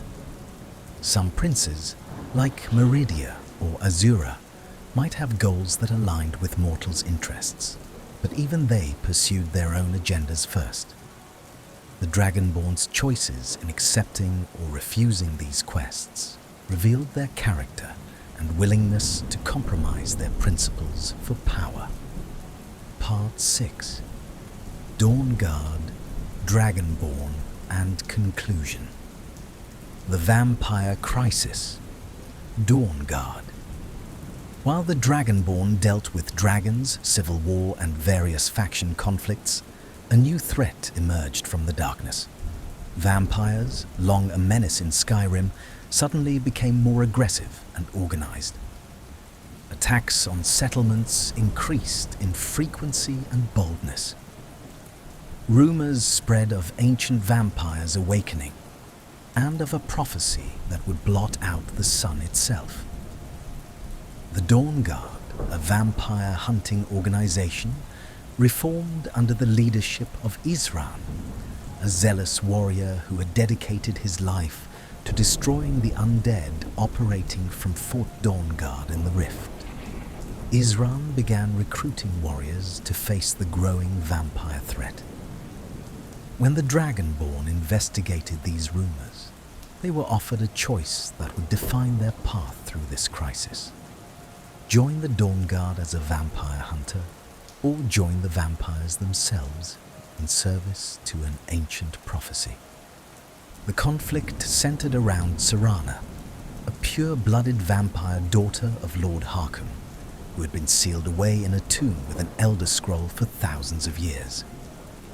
Whether rescued by the Dawnguard or by vampire agents, Serana's return set in motion events that would threaten all of Tamriel. Lord Harkon, master of Castle Volkihar and leader of a powerful vampire court, possessed a copy of the Tyranny of the Sun prophecy. This ancient text foretold that a vampire could use Auriel's bow, a legendary artifact, to extinguish the sun by shooting specially prepared arrows into it, plunging Tamriel into eternal night. With the sun's power negated, vampires could walk freely at all times, and their dominance over mortal races would be absolute. The prophecy required 3 components: Auriel's bow itself, located in the Forgotten Vale, an Elder Scroll, which Serana carried, and the blood of a daughter of Coldharbour, a pure-blooded vampire created through a ritual involving Molag Bal Serana herself, was such a daughter, having undergone the ritual at her mother's insistence. If the Dragonborn joined the Dawnguard, they worked with Isran, the smith Gunmar, the mage Soran Gerard, and the armoured troll handler Florentius Banius to stop Harkon's plan. If they joined the vampires, they served Harkon directly, hunting down the components needed to fulfill the prophecy. Either path would lead to the Forgotten Vale and the truth about Auriel's bow. The Forgotten Vale represented one of the most beautiful and tragic locations in Skyrim. This hidden valley, cut off from the rest of the world by mountains and magic, had been a sanctuary for the Snow Elves before their fall. Here, the last uncorrupted Snow Elves had maintained their worship of Auriel, the elven name for Akatosh, even as their cousins below had been transformed into the Farmer. 2 Snow Elves still existed in the Forgotten Vale, Gelebor and Virtha. Gelebor was a priest who maintained the ancient way shrines dedicated to Auriel, waiting for pilgrims who would never come. Virtha, the archpriest, had been infected with vampirism during the war between the Nords and Snow Elves, and over thousands of years his bitterness had grown into a desire for revenge against Auriel himself, whom he blamed for allowing the Snow Elves' destruction. It was Virtha who had created the Tyranny of the Sun prophecy, deliberately writing it to mislead vampires. The true purpose of the ritual he described wasn't to extinguish the sun, but to strike at Auriel's power by corrupting his most sacred artifact. Virtha had become a twisted parody of the priest he once was, maintaining the inner sanctum of the temple while plotting to use any vampire foolish enough to follow his prophecy as a tool for his revenge. The Dragonborn, accompanied by Serana, made the pilgrimage through the Forgotten Vale, touching the way shrines and learning about Snow Elf culture before it was destroyed. They encountered Frozen Farmer, the last vestiges of Snow Elf civilization, and finally reached the inner sanctum where Virtha waited with Auriel's bow. The battle with Virtha revealed the truth. He intended to use the Dragonborn to complete his revenge against Auriel. But Virtha underestimated his opponents. The Dragonborn defeated the ancient vampire priest, claiming Auriel's bow for themselves. With this legendary weapon, they could either complete the Tyranny of the Sun by using Serana's blood to create blood-cursed arrows that would darken the sun, or they could use Serana's blood differently, creating sun-hallowed arrows that enhanced the sun's power against vampires. The climax of the Dawnguard storyline came at Castle Volkihar. If the Dragonborn had joined the Dawnguard, they led an assault on the vampire castle, fighting through Harkon's forces to confront the vampire lord in his own throne room. If they had joined the vampires, they faced a different path. Harkon demanded Serana's blood to complete the prophecy, and when she and the Dragonborn refused to allow her sacrifice, Harkon attacked them as traitors. The battle with Lord Harkon showcased the full power of a vampire lord. He could transform into a massive winged creature, summon gargoyles, drain life force, and unleash devastating blood magic. The fight tested all the Dragonborn's abilities, and only by using Auriel's bow, Ironically, the weapon Harkon had sought, could they truly harm him in his most powerful form? With Harkon's death, the tyranny of the Sun prophecy was rendered impossible. Whether the Dragonborn had chosen to darken or enhance the sun, they had prevented the absolute nightmare scenario Harkon had envisioned Castle Volkihar. Either became a stronghold for the Dawnguard, or remained a vampire haven under new leadership, depending on the path taken. Serana, throughout these events, developed a complex relationship with the Dragonborn. As a vampire of conscience who had been used as a pawn by both her parents, she provided unique insight into vampire psychology and morality. Her companionship revealed that vampires were not merely monsters, but individuals capable of growth, regret, and even heroism. If the Dragonborn convinced her, Serana could even seek a cure for her vampirism, though this meant abandoning the immortal power she had possessed for thousands of years. The Dawnguard's storyline expanded the Dragonborn's influence beyond Skyrim's immediate borders, dealing with threats that transcended provincial politics and touching on the eternal conflict between life and undeath, light and darkness. The first Dragonborn, Solstheim. While the Dragonborn's legend grew in Skyrim, a new threat emerged from an unexpected direction. Cultists attacked the Dragonborn, attempting to assassinate them with cryptic words about serving the first Dragonborn. Investigation revealed these cultists had come from Solstheim, an island that had once been part of Skyrim, but now belonged to Morrowind, populated by dark elves who had fled the destruction of Red Mountain.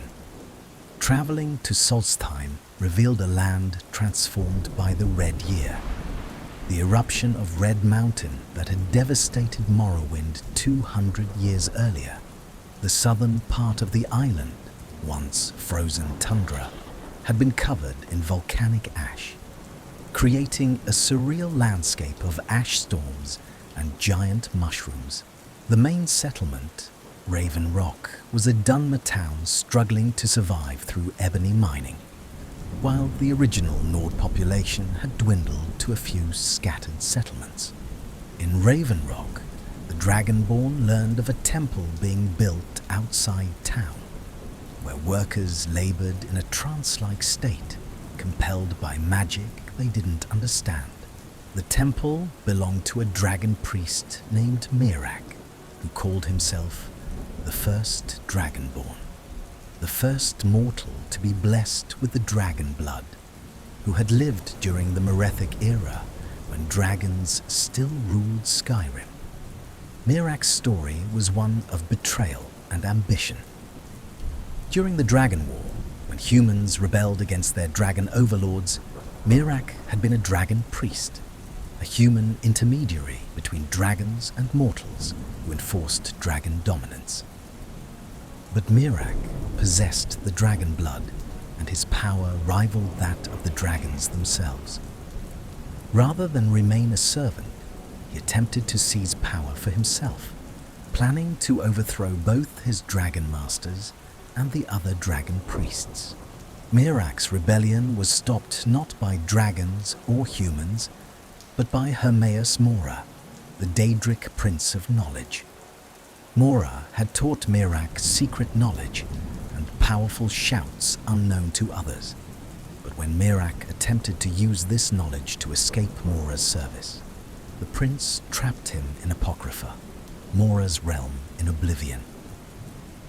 There Miraak had remained for thousands of years, gathering power and knowledge while seeking a way to return to Tamriel. The return of dragons to Skyrim provided Miraak with an opportunity. From Apocrypha, he reached out with his consciousness, using his dragon blood to steal the souls of dragons killed in Tamriel, preventing the last Dragonborn from absorbing them. He also dominated the minds of many people on Solstheim, forcing them to build a shrine where his power could fully manifest. The Dragonborn's quest to stop Miraak led them deeper into Solstheim's mysteries, and eventually into Apocrypha itself. Hermaeus Mora took direct interest in this conflict, seeing an opportunity to trade one Dragonborn servant for another. The prince offered the last Dragonborn knowledge and power to defeat Miraak, but made it clear that this assistance came with strings attached.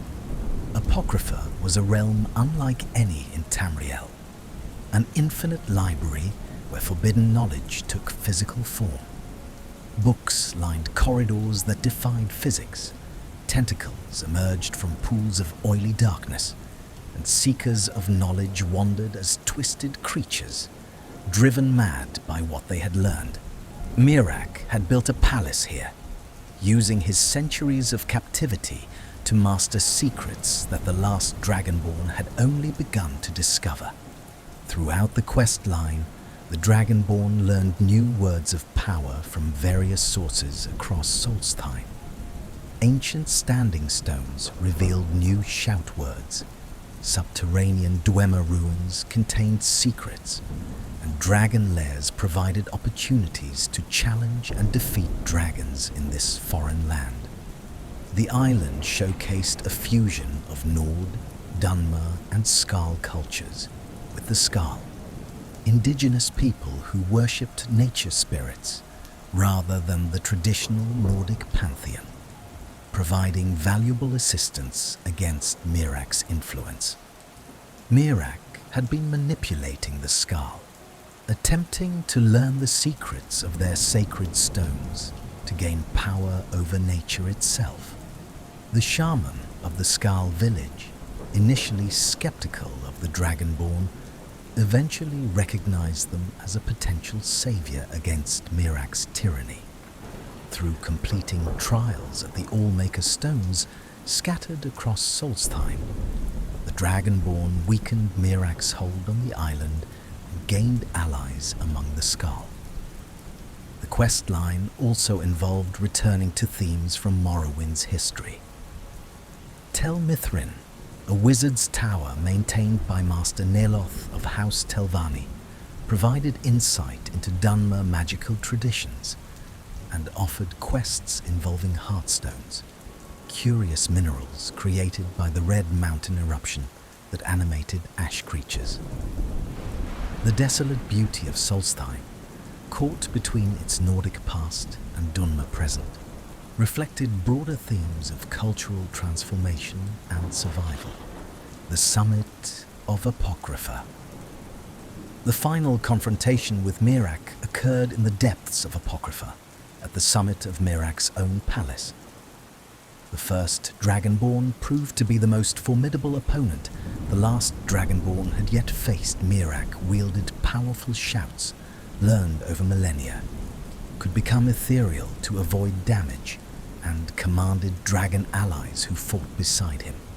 The battle raged across platforms suspended in the void of Apocrypha, while Hermaeus Mora watched with interest, curious to see which Dragonborn would prove superior. As the battle reached its climax and Miraak weakened, he attempted to heal himself by absorbing the souls of his own dragon allies. But Hermaeus Mora had grown tired of Miraak's defiance and his attempts to escape servitude. The Daedric Prince intervened directly, his tentacles emerging from the darkness to impale Miraak, holding him in place. Mora declared that Miraak had served his purpose, and that a new Dragonborn would take his place as the prince's champion. As Miraak died, the last Dragonborn absorbed his soul, gaining knowledge and power that had taken millennia to accumulate. The Dragonborn had proven themselves superior to even the first Dragonborn, but this victory came with an ominous cost. Hermaeus Mora made it clear that the Dragonborn now served his interests, bound by the knowledge they had accepted and the bargain they had made to defeat Miraak. With Miraak's defeat, Solstheim was freed from his influence. The people in Raven Rock and throughout the island awoke from their trances, no longer compelled to build shrines or serve the first Dragonborn's will. The Skal were freed from Miraak's attempt to steal their secrets. The dragons that had been enslaved by Miraak either perished or fled, no longer a threat to the island. The Dragonborn returned to Tamriel, having confronted their own potential dark future in Miraak. A Dragonborn who had allowed pride and hunger for power to corrupt them into serving a Daedric Prince for eternity. Whether the last Dragonborn would avoid Miraak's fate remained to be seen. But they had at least proven that power need not inevitably lead to tyranny and servitude. The Civil War, choosing Skyrim's future. Throughout all these adventures, the civil war between the Empire and the Stormcloaks continued to tear Skyrim apart. Eventually, the Dragonborn needed to make a choice about which side to support, or to broker a temporary truce to focus on the dragon threat. This decision would shape Skyrim's political future and determine whether the province remained part of the Empire or achieved independence under Stormcloak rule. The Imperial path involved joining General Tullius and the Legion, fighting to preserve Skyrim's place within the Empire. This questline took the Dragonborn through a series of military campaigns designed to systematically eliminate Stormcloak strongholds. The Imperial strategy emphasized discipline, organization, and the pragmatic argument that a united empire represented humanity's best defense against the Aldmeri Dominion. Key battles in the Imperial campaign included the Siege of Whiterun if the city had remained neutral, assaults on Stormcloak-held forts, and eventually a final assault on Windhelm itself. General Tullius approached the war as a military problem to be solved through superior tactics and resources, though he sometimes showed a lack of understanding for Nordic culture and traditions, viewing Ulfric as simply a rebel to be crushed, rather than a complex figure driven by legitimate grievances. The Imperial questline culminated in the Battle of Windhelm, where Legion forces stormed the ancient city. The Dragonborn fought through the streets alongside Imperial soldiers, eventually confronting Ulfric's Stormcloak in the Palace of the Kings. In a parallel to the duel where Ulfric had killed High King Torrig, the Dragonborn faced Ulfric in single combat. When defeated, Ulfric accepted his death with dignity, acknowledging that he had lost and asking only that the Dragonborn or General Tullius be the one to execute him, giving him a warrior's death. With Ulfric dead, Jarl Elisif would be crowned High Queen of Skyrim, ruling from solitude with Imperial support. The Empire would reward the Dragonborn with land and titles, and General Tullius would acknowledge their critical role in ending the rebellion. However, questions would remain about whether Skyrim's loyalty to the Empire was truly secure or merely enforced through military occupation. The Stormcloak path saw the Dragonborn embracing Nordic independence and Ulfric's vision of a free Skyrim. This questline mirrored the Imperial campaign in structure, but with different ideological underpinnings.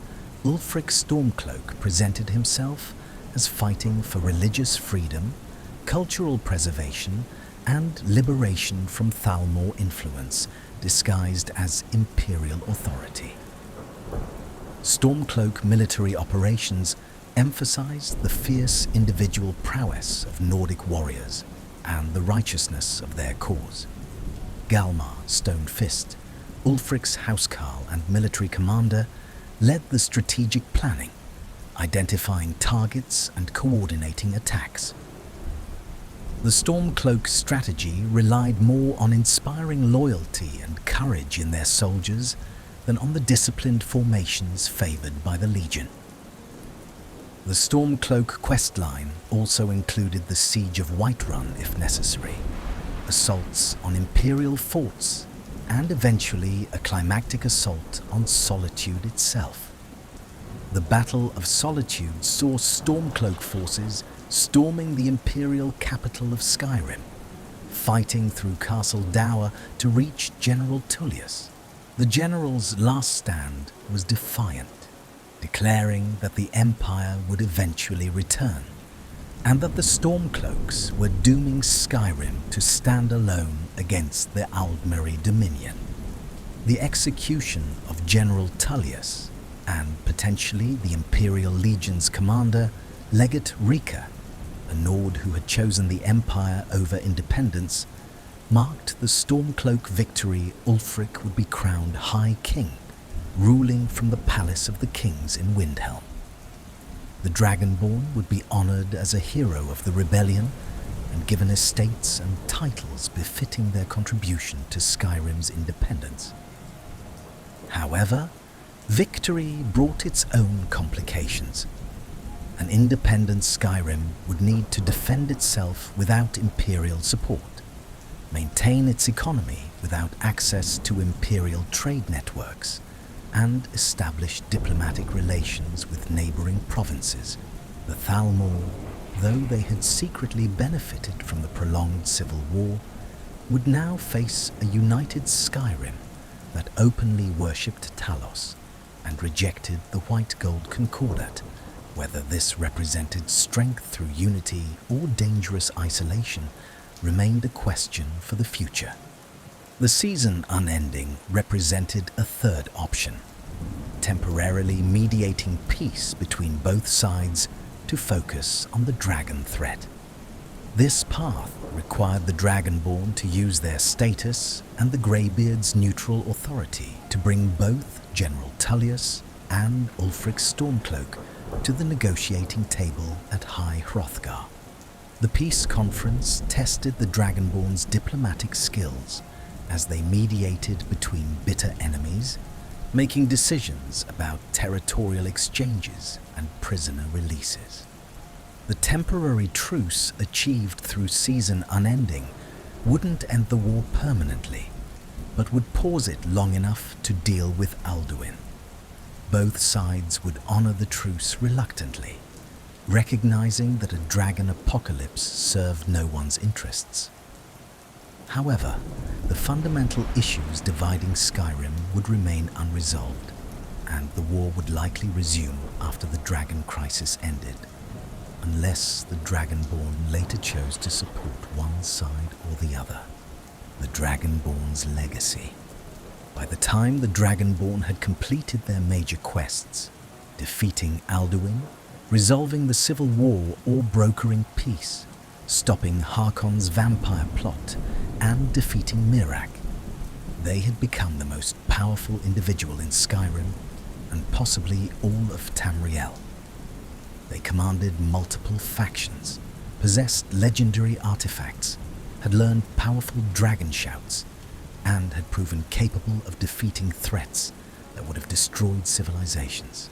Yet with this power came profound questions about purpose and identity. The Dragonborn was simultaneously the last Dragonborn, blessed by Akatosh to devour dragon souls and speak in the dragon tongue, harbinger of the companions, leading Skyrim's ancient warrior guild, Archmage of the College of Winterhold, Master of Arcane Knowledge, Guild Master of the Thieves Guild, blessed by Nocturnal as a nightingale, Listener of the Dark Brotherhood, hearing the Night Mother's whispers and commanding assassins, a vampire hunter or vampire lord, depending on choices made during the Dawnguard questline, champion of multiple Daedric princes, bound by various pacts and obligations, a key figure in Skyrim's civil war, either as a hero of independence or a savior of imperial unity. the slayer of Miraak, now bound to serve Hermaeus Mora in some capacity. These multiple identities and obligations created inevitable conflicts. How could one person serve both as a devout servant of the Divines, through the Dragonborn's connection to Akatosh, and as a champion of Daedric Princes? How could they lead the honorable companions while also commanding the murderous Dark Brotherhood? How could they serve as Archmage while their soul was pledged to Nocturnal as a nightingale? The game left these contradictions unresolved, allowing each player to define their own Dragonborn's personality and reconcile these conflicting roles however they chose. Perhaps the Dragonborn compartmentalized, maintaining separate identities for different contexts. Perhaps they justified their actions through a personal moral code that transcended conventional morality. Perhaps they simply accepted that wielding such power required making compromises that ordinary people never faced. The enduring mysteries. Even with all their accomplishments, the Dragonborn left certain mysteries unsolved and certain questions unanswered. The Thalmor threat remained unresolved. While the Dragonborn could impact the Civil War and weaken Thalmor operations in Skyrim, they couldn't single-handedly defeat the Aldmeri Dominion. The Thalmor continued to enforce the White Gold Concordat in Imperial territory, hunt Blade survivors, and plot humanity's subjugation. The question of how the Empire or an independent Skyrim would ultimately confront the Dominion remained open. The dragon population persisted even after Alduin's defeat. While the World Eater could no longer resurrect ancient dragons, those who had already been brought back to life remained in the world. Some dragons sought to dominate territories, others simply to survive. Paarthurnax, if spared, attempted to teach these dragons the way of the voice and to overcome their nature, but success was uncertain. The Dragonborn's role in managing these remaining dragons, whether to slay them all or to foster Paarthurnax's philosophy, represented an ongoing responsibility. The Elder Scrolls that the Dragonborn had encountered, the Dragon Scroll and Serana's Sun Scroll, contained prophecies and knowledge beyond what had been revealed. The nature of these artifacts, their connection to the fabric of reality itself, and what other prophecies they might contain remained mysterious. The Snow Elves' fate had been partially revealed through the Dawnguard questline, but questions remained about whether any other uncorrupted Snow Elves survived in hidden locations, and whether the Falmer could ever be redeemed, or if their transformation into blind, savage creatures was permanent. The Dwemer disappearance continued to perplex scholars. Despite exploring numerous Dwemer ruins and examining their technology, the mystery of how and why an entire race vanished in an instant remained unsolved. The Dwemer's absence left behind only their incredible machinery and the Falmer they had enslaved, but no definitive answer about their fate. Hermaeus Mora's claim on the Dragonborn after Miraak's defeat suggested that the Dragonborn's ultimate fate might be to serve the Daedric Prince in Apocrypha, gathering knowledge for eternity. Whether the Dragonborn could escape this destiny or would embrace it as Miraak had attempted to do remained uncertain. The prophecy fulfilled. The Dragonborn had fulfilled the prophecies spoken of in ancient texts and the Elder Scroll itself. When misrule takes its place at the 8 corners of the world. When the brass tower walks and time is reshaped. When the thrice blessed fail and the red tower trembles. When the Dragonborn ruler loses his throne and sees his heir set free. When the snow tower lies sundered, kingless, bleeding. The World Eater wakes, and the wheel turns upon the last Dragonborn. Prophecy had referenced events across Tamriel's recent history. The fall of the Septim dynasty, the Dragonborn ruler losing his throne, the Oblivion crisis, the Red Tower trembling, and Skyrim's civil war, the Snow Tower kingless and bleeding. The Dragonborn had arrived at the precise moment when Alduin returned, fulfilling their destiny to defeat the World Eater and save the current Kalpa from premature ending. But prophecies in the Elder Scrolls universe were complex, subject to interpretation and multiple possible outcomes. The Dragonborn had stopped one apocalypse, but Tamriel faced other threats. The conflict with the Aldmeri Dominion loomed. The Daedric Princes continued their cosmic games with mortal souls as playing pieces. And the Dragonborn themselves, having accumulated so much power and so many obligations, represented both Skyrim's greatest hero and potentially a threat in their own right, should they ever turn that power toward destructive ends. The land transformed. Skyrim, at the end of the Dragonborn's major quests, was a land transformed from what it had been at the beginning. Politically, the civil war had either ended with Imperial or Stormcloak victory, or at least been temporarily paused, giving the province a chance to heal holds that had been contested now had clear leadership, allowing them to focus on rebuilding rather than warfare. Militarily, the presence of dragons had forced Skyrim to develop new defensive strategies. Guards trained to fight flying enemies. Wizards studied ancient magic to combat draconic powers, and the Blades had begun to reform as dragon slayers under new leadership. Magically, the College of Winterhold had survived its crisis and established itself as a legitimate institution of learning under new leadership. The vampire threat had been contained, though vampires would always exist in the shadows. The Daedric Princes had made their presence felt through their champions and artifacts.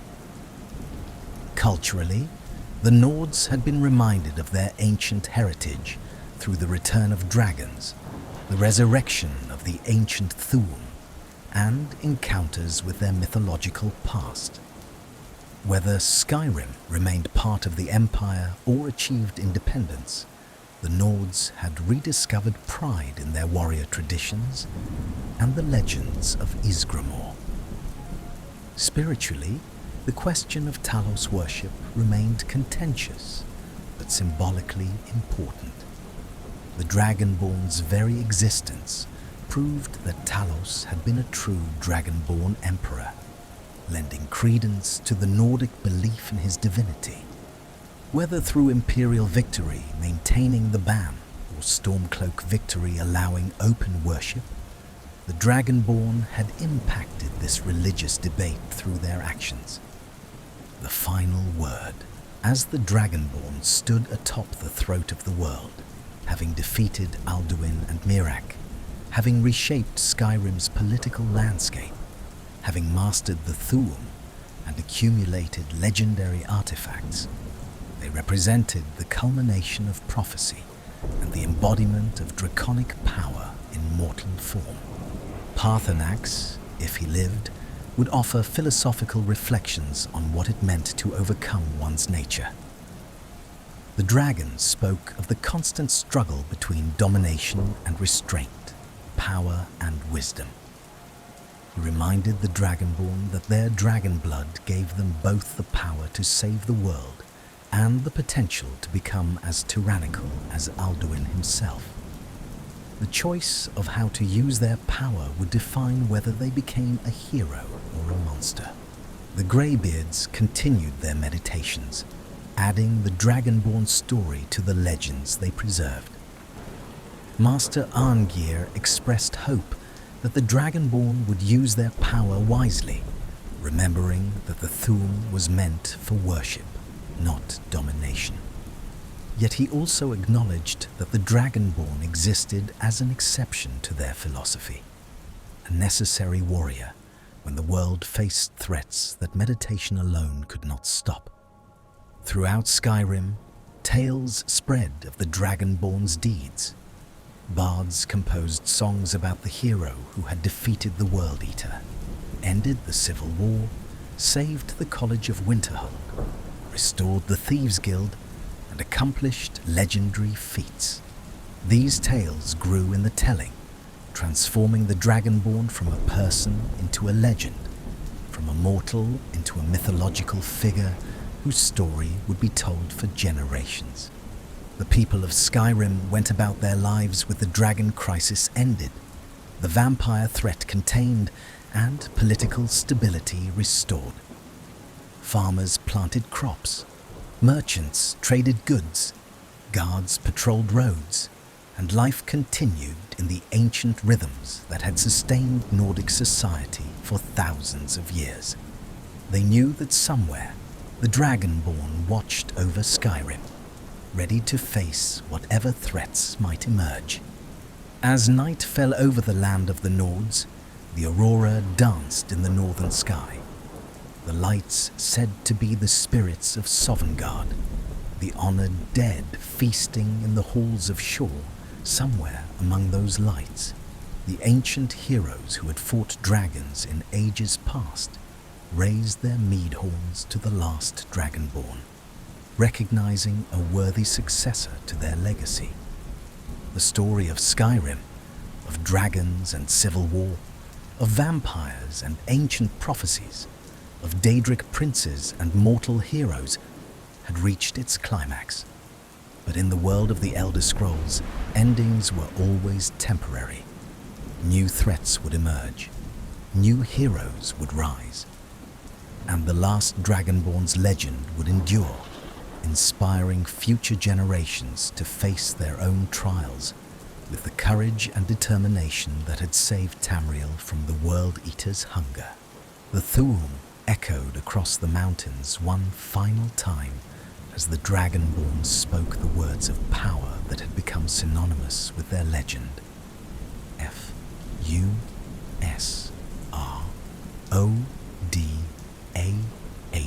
Force, balance, push.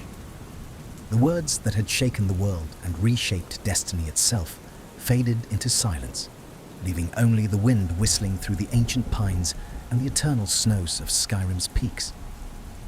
The age of the dragons had ended and begun anew. The last Dragonborn's destiny was fulfilled, yet their story continued.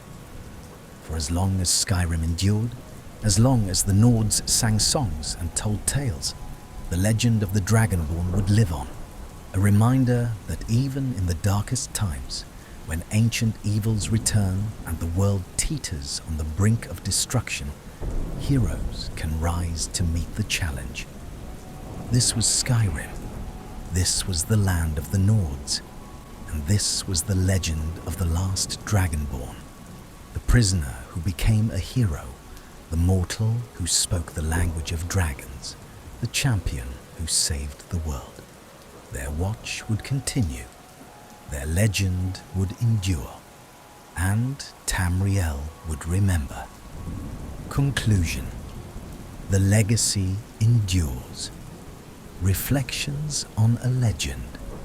The tale of the last Dragonborn stands as one of the most significant events in the Fourth Era, comparable to the Oblivion Crisis in scope and the rise of Tiber Septim in impact. Yet unlike those previous world-shaking events, the Dragonborn's story was characterized by choice, by the ability to shape events rather than simply react to them. Every decision the Dragonborn made rippled outward through Skyrim and beyond. The choice between Empire and Stormcloaks determined whether Skyrim remained part of Titus Mede's empire or became an independent kingdom. The choice to join or destroy the Dark Brotherhood affected whether assassins continued to operate as a religious cult or were finally eradicated. The choice to spare or slay Paarthurnax reflected different philosophies about redemption and the nature of dragons. Each choice revealed something about who the Dragonborn was and what they valued.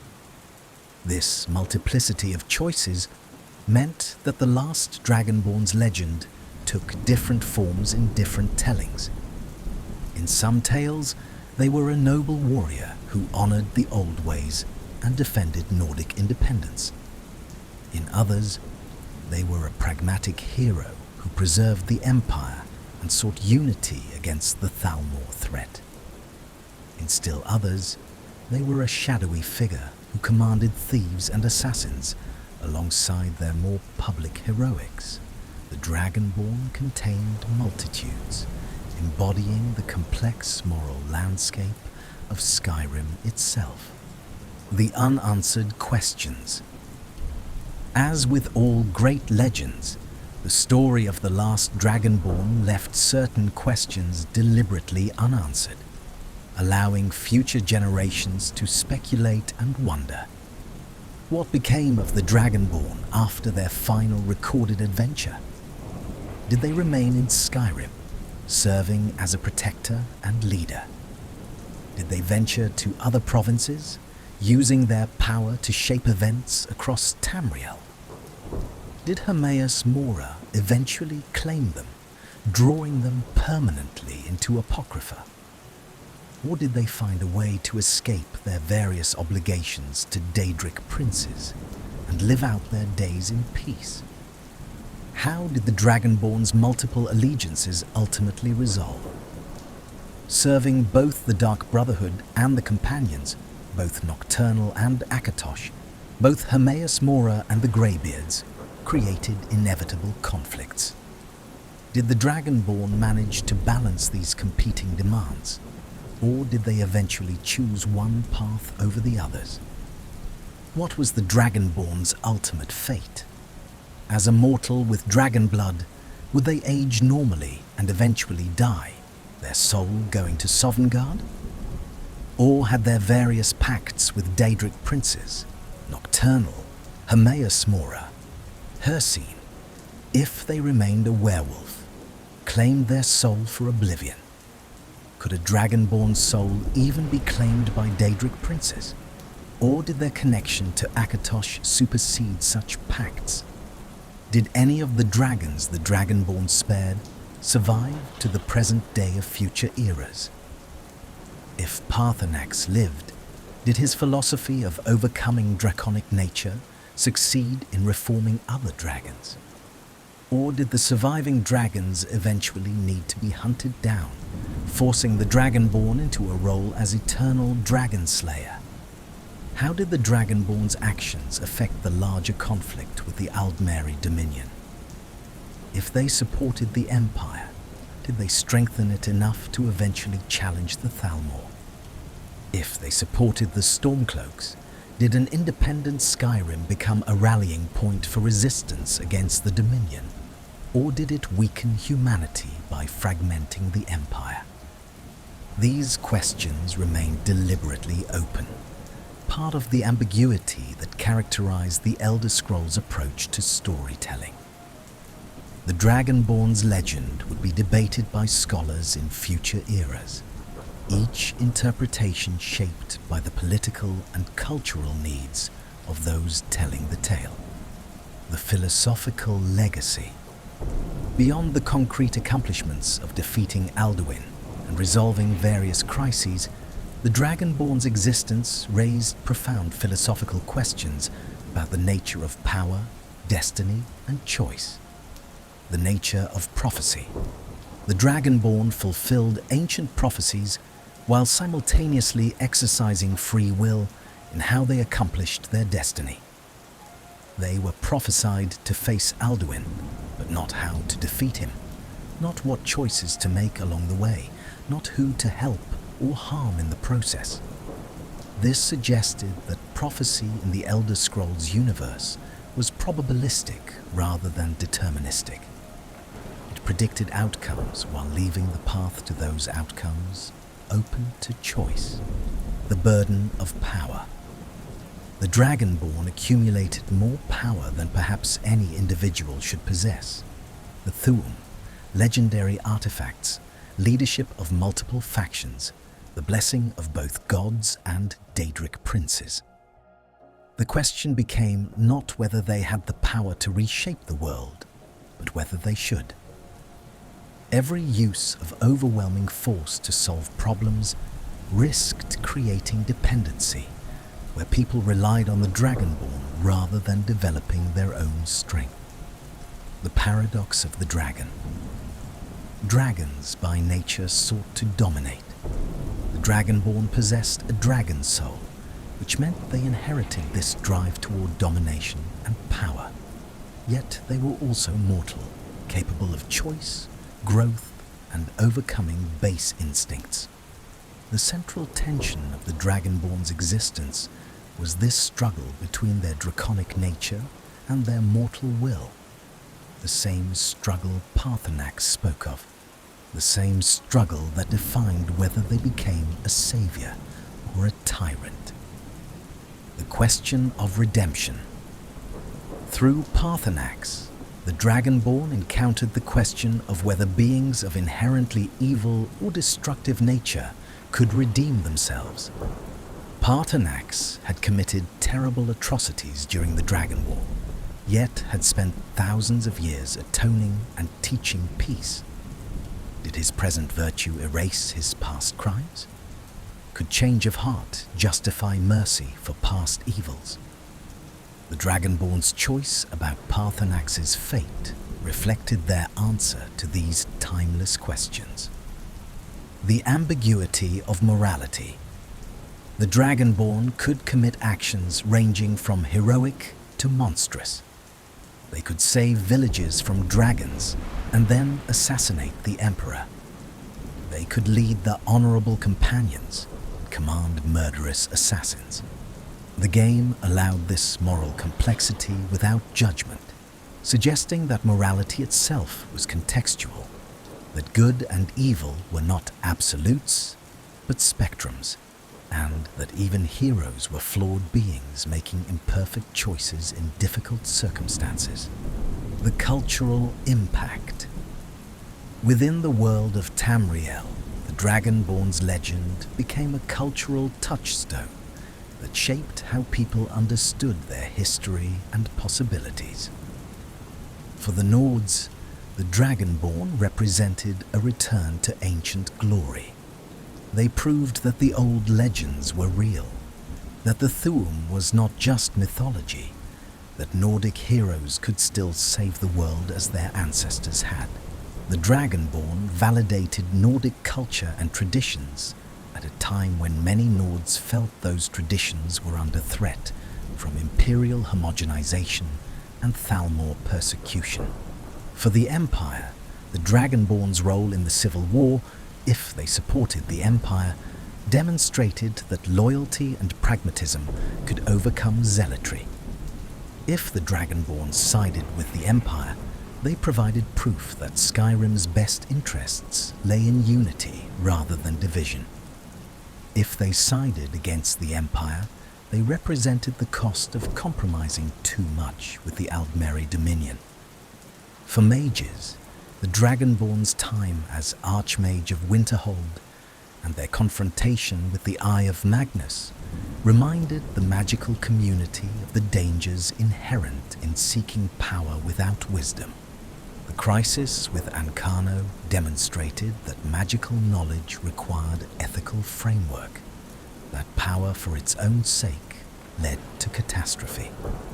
For the common people, the Dragonborn represented hope.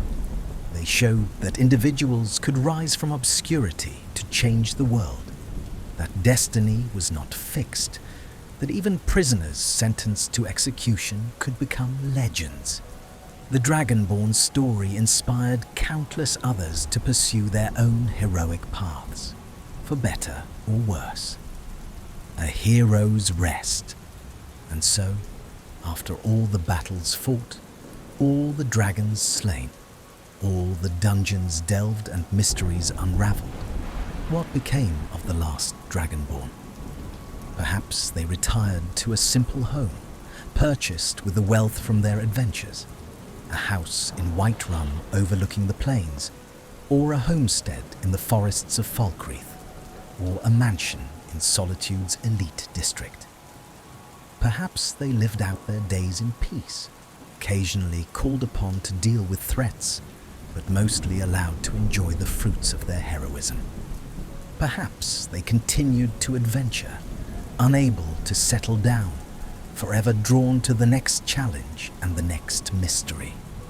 The Dragonborn's dragon blood gave them a hunger for challenge and conquest that might never be fully satisfied. New ruins would always be discovered, new threats would always emerge, and the Dragonborn's nature might compel them to face each one. Perhaps they ascended to something beyond mortality, becoming a constellation like the ancient heroes, or transforming into a being that existed outside normal time, or being drawn permanently into one of the realms of oblivion they had visited. The Dragonborn had touched divinity through their interactions with gods and Daedric princes. Perhaps that contact fundamentally changed them into something neither mortal nor divine, but somewhere in between. Or perhaps they simply faded from history, as even the greatest heroes eventually do. Their legend would endure, but the person themselves would be lost to time, their final fate unknown. Future generations would tell stories about the last Dragonborn, each tale embellished and altered until the legend became more real than the actual person had been. The legend lives on. Centuries or millennia from the Fourth Era, when scholars of future ages studied Skyrim's history, they would debate the last Dragonborn's true nature and accomplishments. Some would argue that the Dragonborn was a composite figure, that no single person could have accomplished so much. Others would claim the Dragonborn was purely mythological, that the story of a prisoner becoming a legendary hero who spoke in dragon tongue and devoured dragon souls was simply too fantastical to be real. But the evidence would remain. The defeat of Alduin was recorded in multiple sources. The resolution of Skyrim's civil war was documented historical fact. The reforms at the College of Winterhold and the Thieves Guild were well attested. And most convincingly, the dragons themselves had unquestionably returned and then largely disappeared again. Something or someone had defeated them. The simplest explanation was that the legends were true. And so, the legend of the last Dragonborn would endure, passed down through generations of Nords who told their children stories of the hero who had saved Skyrim bards, would compose new songs about the Dragonborn's adventures, each bard adding their own embellishments and interpretations. Scholars would write treatises analysing the Dragonborn's choices and debating their legacy. The Greybeards would preserve the authentic history in their monastery, though few would make the pilgrimage to learn it. The Thu'um would continue to echo through the mountains whenever the Greybeards shouted in their meditations. Dragons, if any survived, would remember the Dragonborn as the one who had ended their bid for dominance and forced them to hide or seek peace. The Daedric Princes would remember the Dragonborn as an interesting mortal who had served their purposes well, waiting to see if they would ever claim what they were owed. And Skyrim itself, the land of snow and stone, of ancient ruins and proud cities, of hardy people who endured through all challenges, would remember the Dragonborn as proof that even in the darkest times, heroes could rise. The province would face new threats in ages to come. New villains would emerge. New crises would challenge its people. But the memory of the last Dragonborn would remind them that no threat was insurmountable, no evil unkillable, no destiny unchangeable.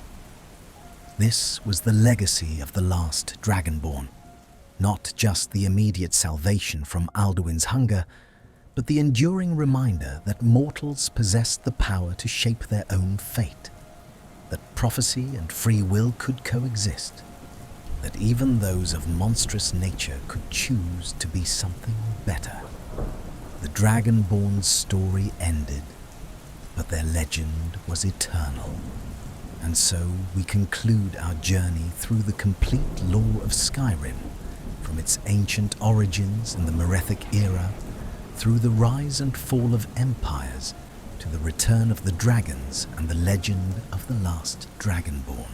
We've walked the snow-covered paths of this ancient Nordic land, exploring every hold from the bustling markets of Whiterun to the frozen shores of Winterhold. We've delved into ruins that predate recorded history, uncovering the secrets of the dragon cult, the tragedy of the snow elves, and the mysterious disappearance of the Dwemer. We've witnessed the rise of Asgrimor and the 500 companions, the bloody conflicts of the Dragon War, and the slow transformation of Skyrim from a land of conquest to a province of the Empire. Through the First Era, we saw Skyrim's independence and its gradual integration into larger political structures. Through the Second Era's chaos, we observed how the province endured invasion, plague, and political fragmentation. The Third Era brought the Septim dynasty and a long period of relative stability, though one always threatened by the Empire's many enemies and internal corruption. And finally, the Fourth Era brought the Great War, the White Gold Concordat, and the civil war that tore Skyrim between loyalty to Empire and desire for independence. We've explored the rich tapestry of Nordic culture, their fierce warrior traditions, their deep connection to their gods, their mastery of the Thu'um, and their complex relationship with magic and the supernatural. We've examined how the Nords adapted their beliefs over millennia, from the original animistic worship of the animal totems to the acceptance of the imperial pantheon, while always maintaining the core values of honor, courage, and strength that defined their identity. The main quest took us through the Dragonborn's journey from prisoner to legend, from facing execution at Helgen to confronting Alduin in Sovngarde itself. We witnessed how a single individual, blessed with the dragon blood, could alter the course of history through choices both great and small. The Dragonborn learned the ancient words of power, unlocked the secrets held within Elder Scrolls, and ultimately saved not just Skyrim, but all of Tamriel from the World Eater's hunger. Through the Companions, we explored themes of honor and lycanthropy, discovering that ancient warrior traditions could coexist with supernatural curses, and that even werewolves could maintain their humanity through strength of character. The quest line reminded us that glory gained through dishonorable means is no glory at all, and that sometimes the greatest battles are fought not against external enemies, but against our own darker natures. The Thieves Guild showed us a different side of Skyrim, the shadows beneath the civilized surface, where rogues operated according to their own codes and served Daedric princes as readily as they served their guild masters. Through Nocturnal's patronage and the mystery of the skeleton key, we learned that luck itself could be quantified and controlled, and that betrayal from within often posed greater danger than enemies without. The Dark Brotherhood demonstrated the ultimate transgression, sanctified murder in service to the void itself. Through Astrid's betrayal and the Dragonborn's rise to Listener, we explored how even organizations built on death and secrecy required loyalty and honor to survive.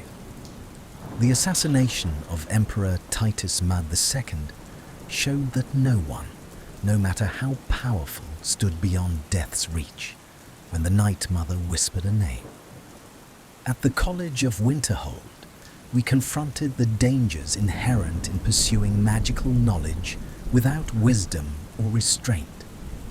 The eye of Magnus and Ancano's mad attempt to channel Aetherius itself demonstrated that some powers were simply too vast for mortals to safely wield. The quest line reminded us that magic, like any tool, could create or destroy depending on the wielder's intentions and understanding. The Dawnguard expansion brought us face to face with ancient vampires and prophecies that threatened to extinguish the sun. Through Serana and her family's tragic history, we learned that even immortal beings could suffer, regret their choices, and seek redemption. The conflict between Lord Harkon's nihilistic ambition and the Dawnguard's zealous crusade showed that both extremes could be dangerous, and that wisdom often lay in the middle path. The Dragonborn DLC transported us to Solstheim, where we confronted our own dark reflection in Miraak, the first Dragonborn. His story served as a cautionary tale about what the last Dragonborn could become if pride and hunger for power consumed them. Hermaeus Mora's realm of Apocrypha revealed that knowledge itself could be a prison, and that serving Daedric princes always extracted a price that might not be worth paying. Throughout all these adventures, the Civil War provided a constant backdrop, a reminder that even as cosmic threats loomed, people continued to fight over political power and cultural identity. The conflict between the Empire and Stormcloaks had no easy answers, no clearly right side. Both factions had legitimate grievances and flawed leaders. The Dragonborn's choice in this conflict said as much about their own values as it did about Skyrim's future. We've encountered the Daedric Princes and witnessed how they manipulated mortals to serve their inscrutable purposes. Each prince offered power in exchange for service, testing the Dragonborn's morality and resolve. From Azura's relatively benevolent guidance to Molag Bal's demand for cruel domination, the Daedric quests showcased the full spectrum of supernatural beings who viewed mortals as tools, toys, or occasionally worthy champions. The land itself became a character in our story, the throat of the world rising above the clouds, the aurora shimmering across northern skies, the ancient barrows holding their Draga guardians, the Dwemer ruins with their still functioning machinery, the cities built in Nordic architectural style, each reflecting its hold's unique character and challenges. We've met countless characters who brought Skyrim to life. The pragmatic Jarl Balgruuf, struggling to keep Whiterun neutral. The haunted Kodlak Whitemane seeking cure from his lycanthropy. The devoted Cicero maintaining his loyalty to the Night Mother despite descending into madness. The ancient Parthenax wrestling with his dragon nature. The mysterious Delphine preserving Blade's tradition in secret, and so many others who made this world feel rich and real. The lore of Skyrim extends beyond any single story. It encompasses thousands of years of history, dozens of conflicting accounts, mysteries that may never be solved, and questions that have no definitive answers. This is what makes the Elder Scrolls universe so compelling. It presents history as messy and complicated, as interpreted differently by various cultures, as full of ambiguity and uncertainty, just like real history. The last Dragonborn's legend will endure long after their physical existence ends. Future generations will tell stories of the hero who spoke in thunder, who devoured dragon souls, who stood between the world and its ending. Bards will sing of their deeds in mead halls across Skyrim. Scholars will debate their choices in academic treatises. The greybeards will preserve their memory in the monastery atop the throat of the world. And the dragons, if any survive in hiding, will remember with fear and respect the one who proved that even the World Eater himself could be defeated. But perhaps the most important aspect of the Dragonborn's legend is not what they accomplished, but what they represented. Proof that individuals matter, that choices have consequences, that destiny and free will can coexist, that even those born with power beyond imagining must still choose how to use that power, and that choosing wisely requires more than strength. It requires wisdom, compassion, and the moral courage to do what is right, even when it's difficult. Skyrim's story is ultimately one of endurance. The land endures through ice and snow, through dragon attacks and civil wars, through the rise and fall of empires. The people endure through hardship and oppression, maintaining their culture and identity even when forced to compromise. The legends endure through generations, inspiring new heroes to face new challenges, and the world itself endures, protected by those brave enough to stand against the darkness. As we close this comprehensive journey through Skyrim's complete lore, we're reminded that every dungeon explored, every quest completed, every choice made added to the rich tapestry of this world. The Dragonborn story was not just about saving the world from Alduin. It was about all the smaller stories along the way, all the people helped or harmed, all the mysteries uncovered and secrets kept, all the moments of triumph and tragedy that together created a legend worthy of the ages. The dragons may have returned and been defeated, but their legacy persists. The Thu'um still echoes across the mountains. The dragon burial mounds still dot the landscape. The ancient dragon priests still guard their treasures in forgotten tombs. And somewhere, perhaps, dragons still fly, having learned from Parthenax that domination need not be their only path. The civil war may have ended, but Skyrim's future remains unwritten. Whether united with the Empire or independent under Stormcloak rule, the province faces challenges ahead. The Aldmeri Dominion still plots humanity's subjugation. New threats will inevitably emerge from Oblivion or from within Tamriel itself. But Skyrim has weathered every storm thrown at it across thousands of years, and it will weather whatever comes next. The factions the Dragonborn led will continue their work long after the Dragonborn is gone. The companions will take contracts and prove their worth in battle. The Thieves Guild will operate in the shadows, blessed by Nocturnal. The Dark Brotherhood will hear the Black Sacrament and fulfill contracts.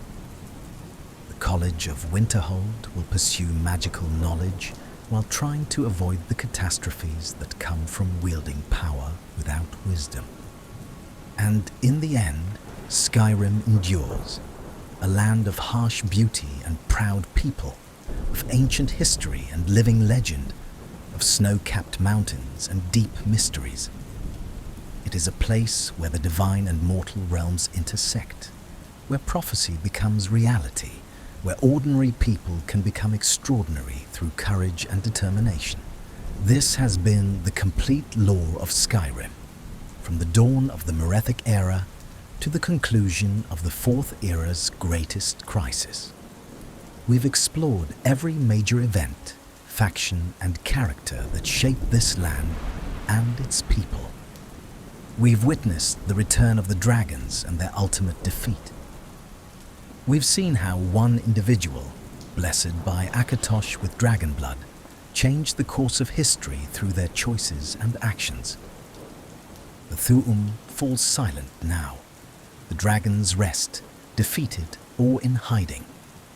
The Dragonborn's legend enters the realm of myth, joining Ysgramor, Jurgen Windcaller, and all the other legendary heroes of Nordic history. The people of Skyrim return to their daily lives, farming and trading, loving and fighting, living and dying as mortals have always done. But on clear nights, when the aurora dances across the sky in ribbons of green and blue, the people of Skyrim look up and remember. They remember that once dragons ruled the world. They remember that ancient evils returned to threaten all life. They remember that the World Eater himself came to devour the current age. And they remember that a hero rose to face these threats, speaking in the language of dragons, wielding the power of the Thu'um, and ultimately saving not just Skyrim, but all of Tamriel from destruction. The legend of the last Dragonborn will echo through the ages, a reminder that even in the darkest times, hope persists. That even when prophecy foretells doom, individuals can change fate through courage and choice. That power, when wielded with wisdom and compassion, can heal rather than destroy. And that sometimes the most important legends begin with the simplest stories. A prisoner on their way to execution who became the savior of the world. This has been the complete story of Skyrim, of the last Dragonborn, and of the eternal struggle between order and chaos, creation and destruction, tyranny and freedom that defines existence in the Elder Scrolls universe. Thank you for joining us on this journey through one of gaming's most rich and detailed fantasy worlds. Whether you're drifting off to sleep or simply immersing yourself in the lore, we hope this comprehensive exploration has deepened your appreciation for the depth and complexity of Skyrim's narrative. The fires of High Hrothgar burn eternal. The Greybeards continue their meditations. The wind whispers across the tundra. And somewhere, in the halls of Sovngarde, the ancient heroes raise their horns to toast the last Dragonborn, the one who proved worthy of their legacy. May your road lead you to warm sands, traveller. May your burdens be light and your path clear. And may you always remember the story of Skyrim, the land where dragons fell and legends were born. Sleep well, and may you dream of distant lands and heroic deeds. The lore of Skyrim is complete, its story told in full. Rest now, knowing that in the world of Tamriel, heroes still watch over the people, protecting them from threats both known and unknown. Until we meet again in another tale, another world, another legend. This is the end of our journey through Skyrim's complete lore.